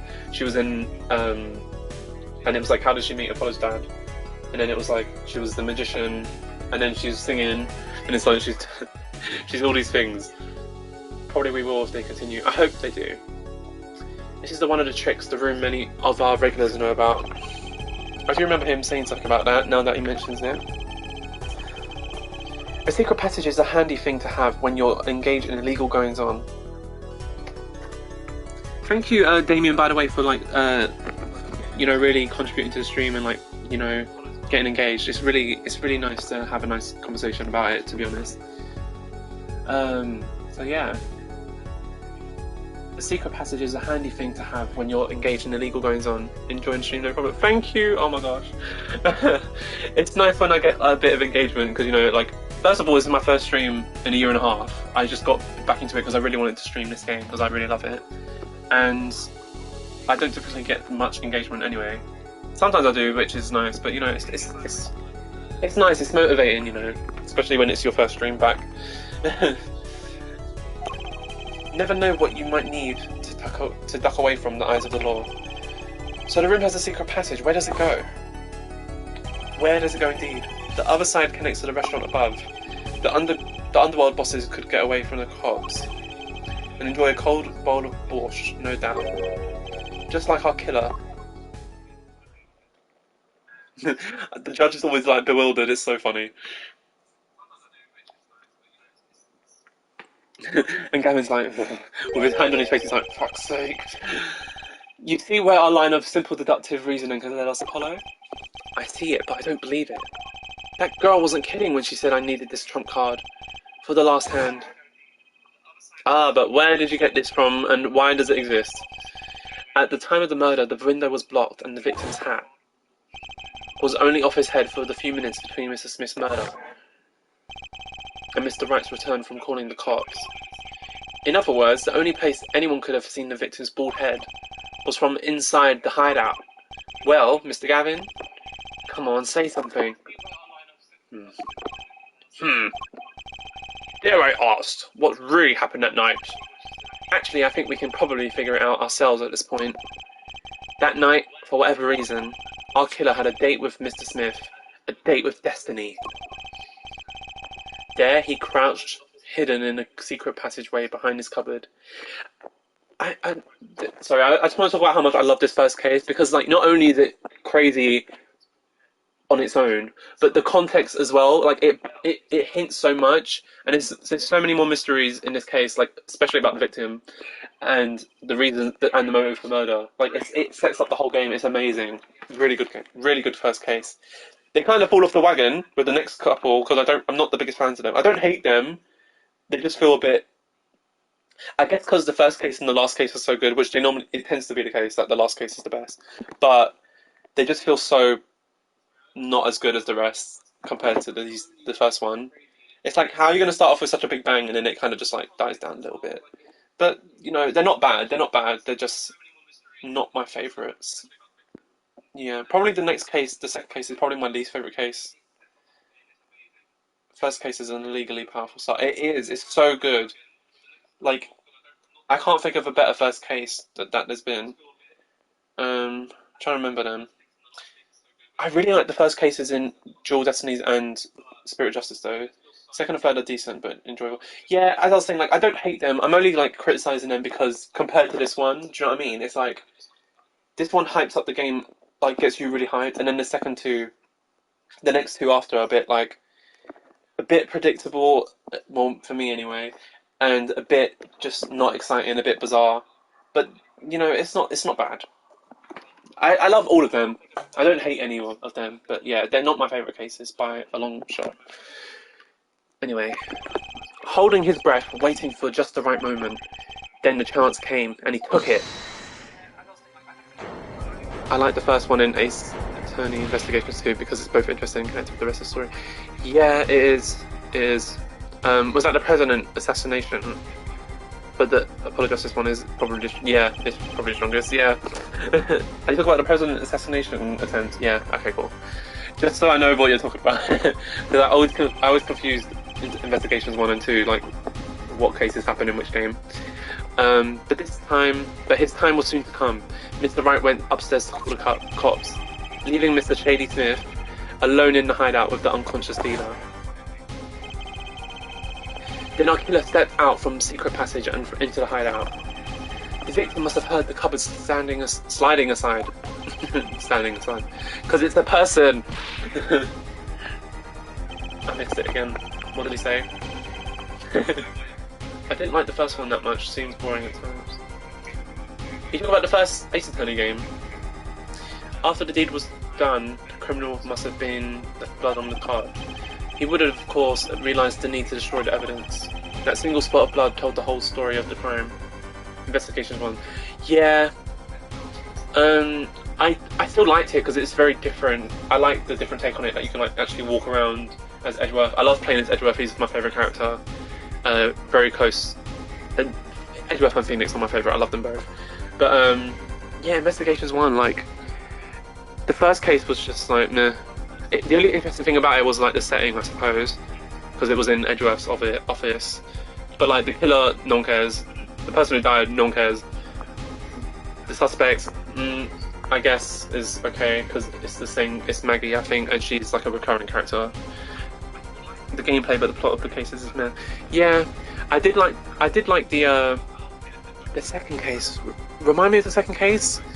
Is it the theme park one? I know there's a theme park one, and then he's the airplane. Oh, yes, I like the airplane one, and I love the breakdown. And I actually like the criminal. I like her. She's just loopy and just like so unserious, and her faces that she does she's hilarious. The art guy stresses me out. I don't like him, but yeah. And the what are they called? I can't remember the name, but the air flight team, I don't know what they're called anymore. I like their characters. There's some funny moments in that. And then I think there was a theme park one where there was like all the Blue Badger stuff, and I can't remember the fourth case. Yeah, the first investigation game isn't very memorable, but I do like the last case. I like the twist of the villain. Yeah, the culprit is boring. I agree. I like the twist in the last case of like the villain. She like has a switch of personality, and it's like a switch of character. She's like a doppelganger almost. She like dresses up as other people. But it was all very political as well though, and that's what part of it I didn't like. I was like, okay, it's all very. Do you know what I mean? I'm like, not the biggest fan, but. Oh yeah, Young Edgeworth, yeah, that was it. Yeah, so it's not as bad. I think it's not a bad game by any means. It's just, I think because it's got a lot to live up to, considering all the other games are amazing, and it just feels a bit subpar. They're all good. I like them all, as I will say, but it's unnecessarily long. I do remember that being long actually. Yeah, it is long. You're right. But it's just, yeah, they're good. It's just like Investigations 1, parts of it is forgettable. Like, I couldn't even remember some of the cases, and it's just, it didn't entice me as much. But the second Investigations is amazing. Shame it's not localized, but you know.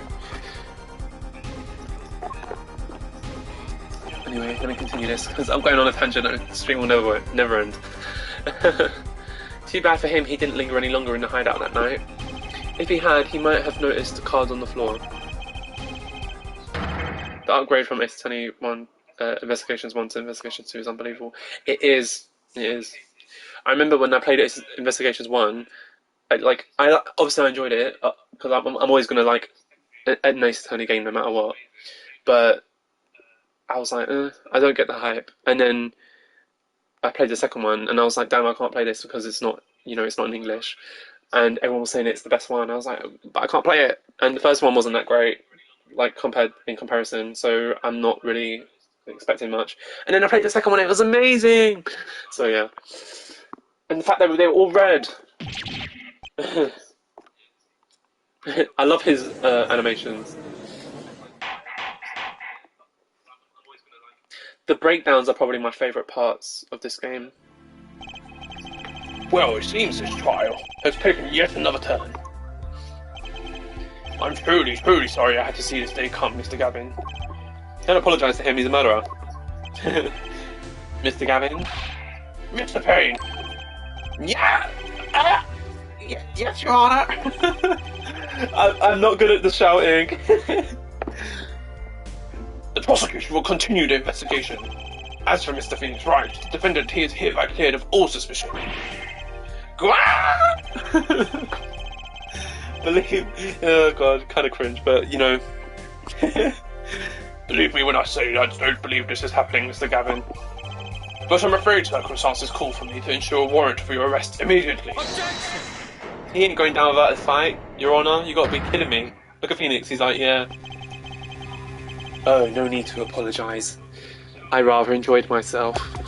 He's such a smug bastard. It's not every day. He's an amazing villain, I'm sorry, I love him. He's one of my favourite villains. Him and Dahlia, oh, love them. My two favourite villains. It's not every day you get to witness a legendary attorney's dirty tactics firsthand. He's one of the most twisted, like, he's so dark, it's unreal. His motivations. Your point, Mr. Gavin? Frankly, Your Honour, I'm shocked. As a person of your calibre would be taken in by such a low-grade parlour trick. Excuse me? Kristoff is cool, wish they told us about the Black Second. I know! I have my theories on that. If we get to that, if you tune in when I get to that part of the game, I will like have a bit more context so I know what I'm talking about. But I have my theories about what they were. I remember when I first played it, I was like having a big discussion about it with somebody. But yeah, I don't know when I'll next be streaming. Probably the weekend because I have studies tomorrow, and I need to actually do it. But yeah, definitely the weekend. The Defenders is cleared of all suspicions. I'd be very grateful if you stop by again. It's been really enjoyable talking to you. This is hardly the time for jokes, Your Honour. he's so confident and smug. I love it. Mr. Wright hasn't proven anyone's guilt or innocence here. What he has done is use illegal evidence to put the blame on someone else. I'll absolutely stop by if I'll be free. Thank you so much. But yeah, so like I don't have a fixed schedule, so again it's a bit difficult. Obviously, I'm just gonna have to hope to catch you. But yeah, like it's been nice to chat in, and then you know about a game that we both seem to like really enjoy and know a lot about. It's nice to talk about all the the mysteries.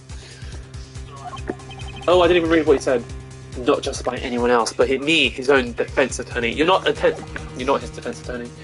Illegal evidence? I'm gonna keep lying about being a defense attorney. Let me ask you, Mr. Gavin. So you can tell by the way I'm speaking, like I'm struggling at this point. 3 hours in, reading is taking a toll, but I will make it to the end. We're almost there. Is there still any reason at present to suspect me of wrongdoings? Of course. This bottle, for instance. The bottle of grape juice Mr. Wright was drinking. How do you intend to explain away the fingerprints on the murder weapon? And not just any fingerprints. Am I right, Mr. Payne? Actually, yes. The fingerprints on the bottle were, upside down. I seem to recall this being an issue earlier. The course of this case demands an explanation. I can think of only one reason why one would hold a bottle upside down. And that's to hit someone with the bottom of the bottle. Well, Your Honour?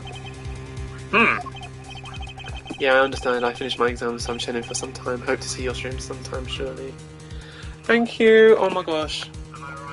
You're probably my favourite viewer that I've had for a while. So engaging and yeah, and actually genuinely enjoying it. That's all I can ask for, really. Obviously, like I don't have a big channel, but it's just for fun. And if I get a nice conversation out of it, and someone's enjoying talking with me, that's more than I can ask for. See how the caught fish squirms to the last well, Apollo? Yes. Your boss seems awfully concerned about this bottle still, but I'm sure you can come up with a suitable explanation, just like that. Yeah. Just like what? Why would anyone grab a bottle upside down other than to... Don't let him trick you into thinking his explanation is the only legitimate one. That's so nice. No worries. Is there really another? Take another look at the court record. I believe you'll find a simple answer there, in plain sight. How about you just say the answer in plain words? It would be hasty to deliver a verdict with unanswered question indeed. Well, Mr. Justice? Mr. Gavin said that the court in this case demand an explanation. Don't worry, justice won't leave until justice is done. Perhaps the court would care to enlighten the court. The defense! The court is going to enlighten the court. You know, that's... yeah. My brain is taking a toll, my voice is taking a toll. Anyway. What evidence do you have to explain why the finger bottle prints are upside down? This picture, because he picked it up upside down to... It's actually easier to show you than explain, Your Honour. Place that bottle on the floor next to your chair. Excuse me, on the floor? Yes. Now reach down and pick it up. Without getting out of your chair. Ah! The little head nod. See? You naturally go to pick up the bottle by its neck. With your fingers upside down! Look at this photograph taken on the night of the murder. The defendant, Mr. Wright, sat here, playing piano, bottles of grape juice on the floor to the side of his piano bench. He would have naturally picked up the bottles upside down several times. Well, I can't believe it was that simple. Recall our dinner that evening, Christoph. I was drinking my usual juice then, too. Basically, you used the bottle on the table to do the deed. But then, you must have remembered, so you went and picked up one of the bottles from under the piano, and you switched the bottles. You took one of Mr. Wright's bottles, and made it look like the murder weapon. I mean, I still don't know what these bottles are made of that they're not smashing, but they must be made of steel or something, like what? Anyway. Order! Order! Order! The more I'm doing the judge's voices, the more my voice is breaking. I'm going to end up sounding like the judge. In my normal voice. What do you have to say to these charges, Mr. Gavin?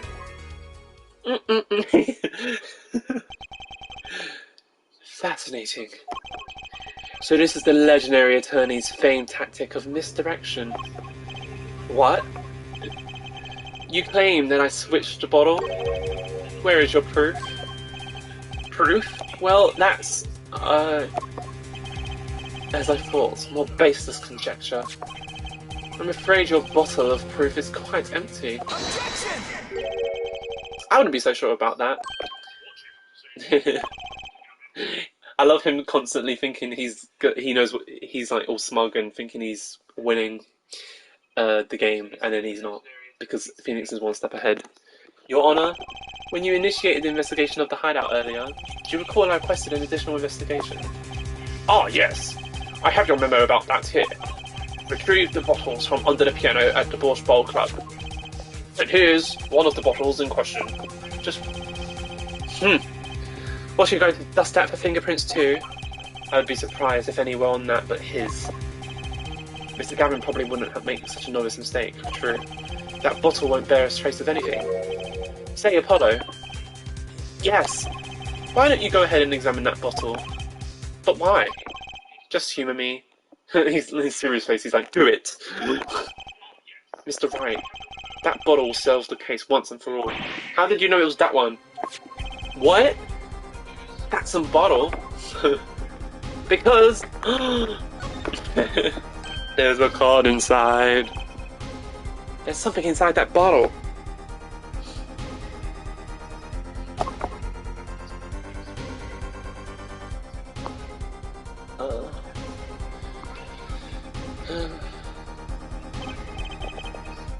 What's this?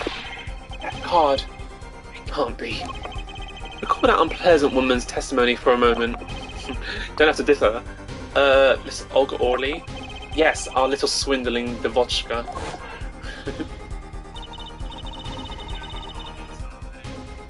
That night, I played the card like I was supposed to, and Wright lost the last hand, just like he was supposed to. Then Smith searched him, but the playing card was gone. The trap failed. Wait. Oh, why was I talking like the judge? Wait, this isn't... You're telling me that this is the planted card you disposed of? The one you mentioned in this piece of testimony? Olga casually catching stray bullets. I know. He's like that unpleasant, horrible, nasty, not even a good accent woman. The one you mentioned, I mean, the accent part's partially my fault, but we don't talk about that. The one you mentioned in this piece of testimony, I happened to put my hand in my pocket and found a card.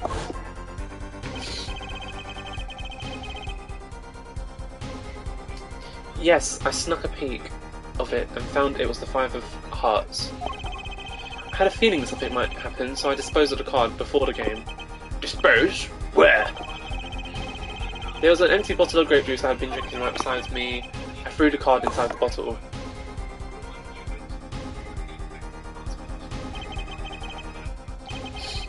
The Five of Hearts, this is the card.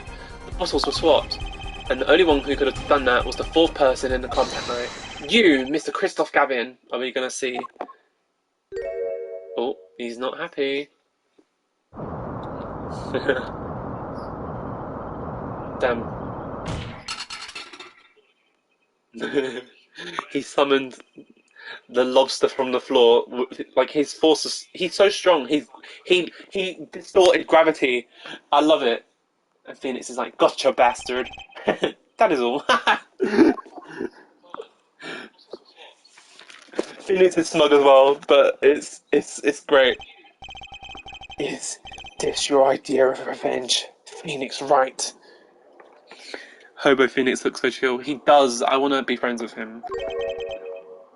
Revenge? Revenge for the events that took away your attorney's badge 7 years ago. My past is like my logic, straight and true. Nothing's changed. All I did was point the finger of justice in the proper direction. Fine. But this breakdown does not compare to his last one. It's amazing. I love it. It shows his true colours. He doesn't even show it here, which is so fascinating because it's just because he's got more. He's got more to him. Got more to him than just this case. I'm glad we could have had this little... How do you pronounce that? Because I don't know. Is it tete-a-tete? Tete-a-tete. I probably butchered that. I've every time I've read this line, I have no idea how to pronounce it. So, yeah. Okay, I've got Damien's approval, so that's what it matters. Cool. Hades, let's go. This is insane. What about me? Don't I get to prosecute anymore? No one cares about you, shut up. Hello. Oh, you just missed the breakdown. Oh my gosh. We just exposed the villain. We're coming to an end. Probably about 10 minutes left, I think. I believe this time we've finally come to the end of our trial. Mr. Payne. No, wait, I know. So, I'll quickly summarise it. Basically, it was... Let me pull in his picture up. It was... him. He was Apollo's boss, also a lawyer. And he did it. We don't know why yet. I guess they're going to talk about that now. Mr. Payne, do you have a report for us on Christoph Gavin? He's admitted to everything. We're processing his arrest now. But he's hinted that Christoph, the lawyer, he hinted that it's revenge for something that happened to Phoenix that made him lose his attorney's badge. So, yeah. That's why he thinks Phoenix, because Phoenix is the one that, pointed out that he was the killer. I see, so... Still, one has to wonder why he would do such a thing. He didn't even have a connection to the victim, did he? None that we know of. Mr. Wright, have you anything to add? I'm afraid I can't shed any more light on the matter. Lies. He's lying. He's lying. About the victim, Mr. Shady Smith. His occupation was listed as traveller. An odd profession, to be sure, and that's all we know about him. I'll arrange a follow-up investigation, Your Honor. Not Payne actually doing something useful. Good. Mr. Wright? Yes. He's just so done with his shit. 7 years and you still haven't lost your touch.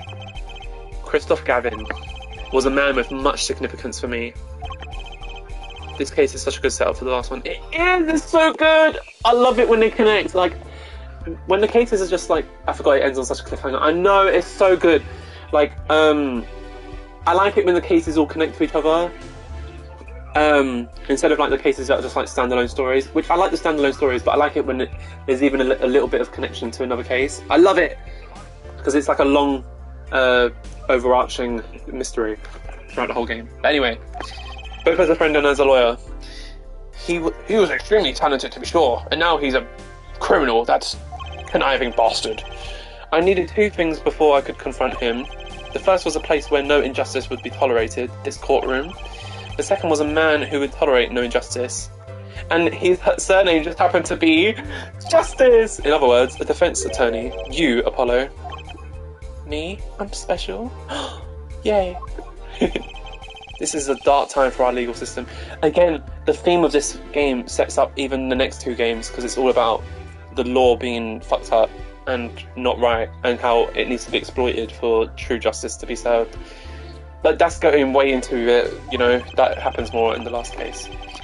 A twisting of justice brought on by our very own initial trial system. We have to set it right. Mr. Wright. Our work lies ahead of us, and I, for one, am looking forward to it. 7 years he's been planning this. Well, this seems like a good time to announce the verdict. This court finds the defendant, Mr. Phoenix Wright, finally. I mean, did we expect anything else? Imagine he's actually guilty. Like, spoiler, he's in the next two games, so I don't think he's in prison.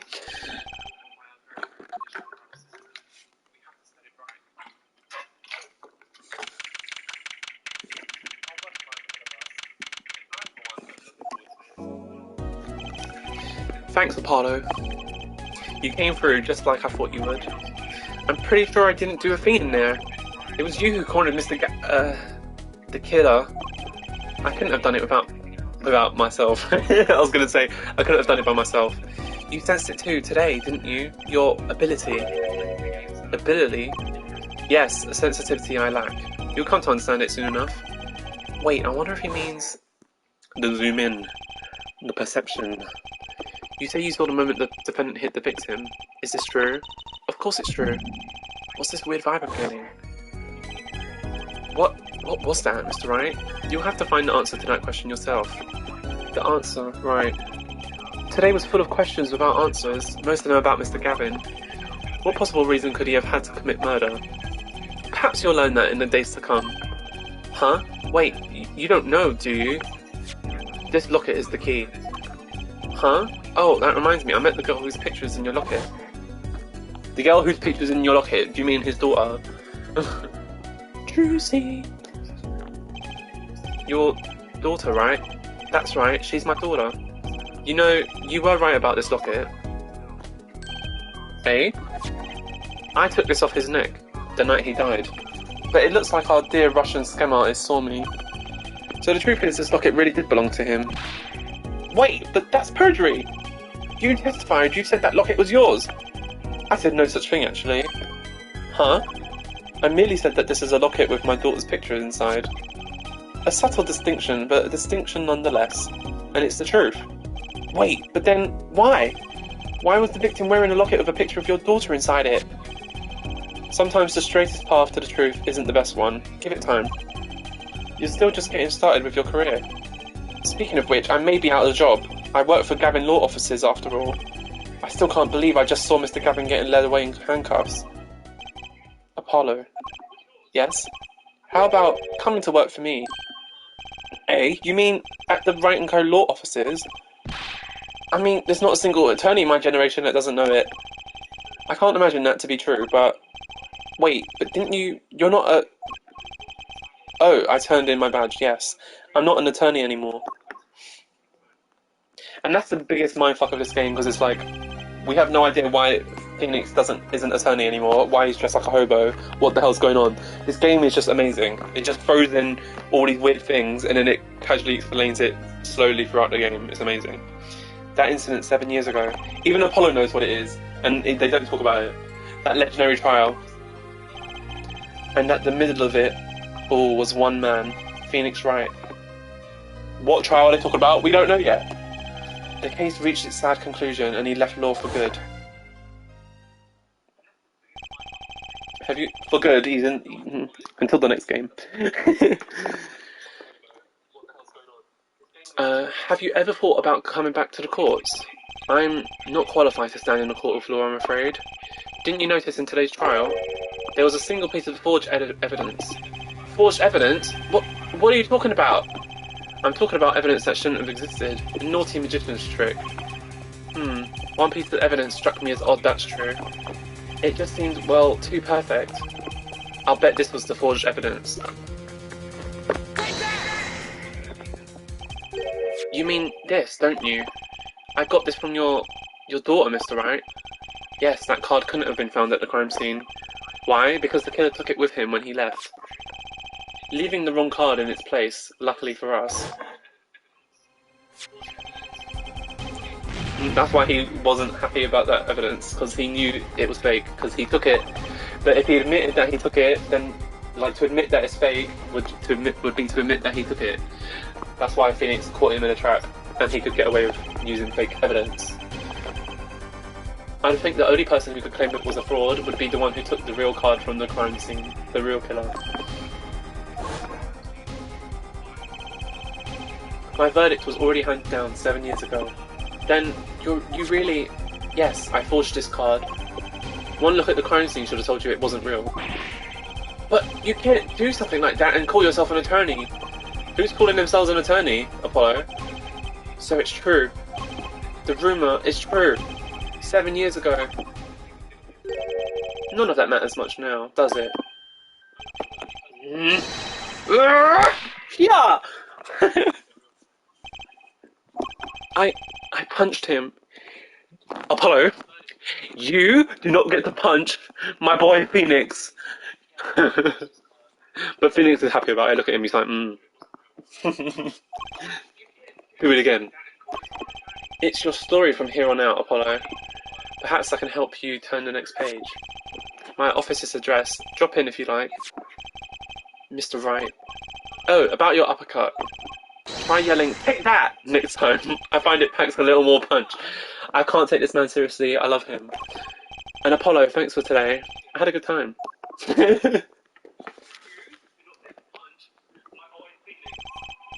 And with that, Mr. Wright walked out the door. And that's how my first trial ended. A lot of mysteries went unsolved. And at the time, I had no idea they were all related. Every mystery that day connected by a single thread of logic. I'd find that out soon enough. My name is Apollo Justice, attorney at law, and this is how my story begins.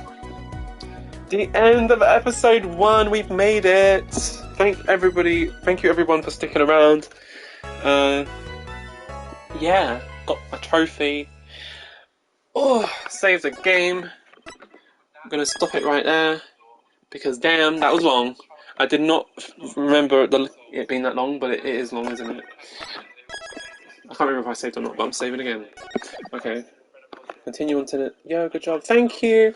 Thank you for joining. Really appreciated it. And loved the conversation. And hope to see you again. Because, yeah, it was nice chatting with you. And everybody else as well. Thank you for joining. But yeah, that's been episode 1. We've got 3 more to go for this game. And then we got the next game. And the DLC. And the next game. And the DLC. Loads of stuff to come, guys. So... yeah. Bye, thanks for joining, guys. Oh god, snap my neck. Thanks for the stream. No worries. Thank you, hope to see you guys again. Bye bye.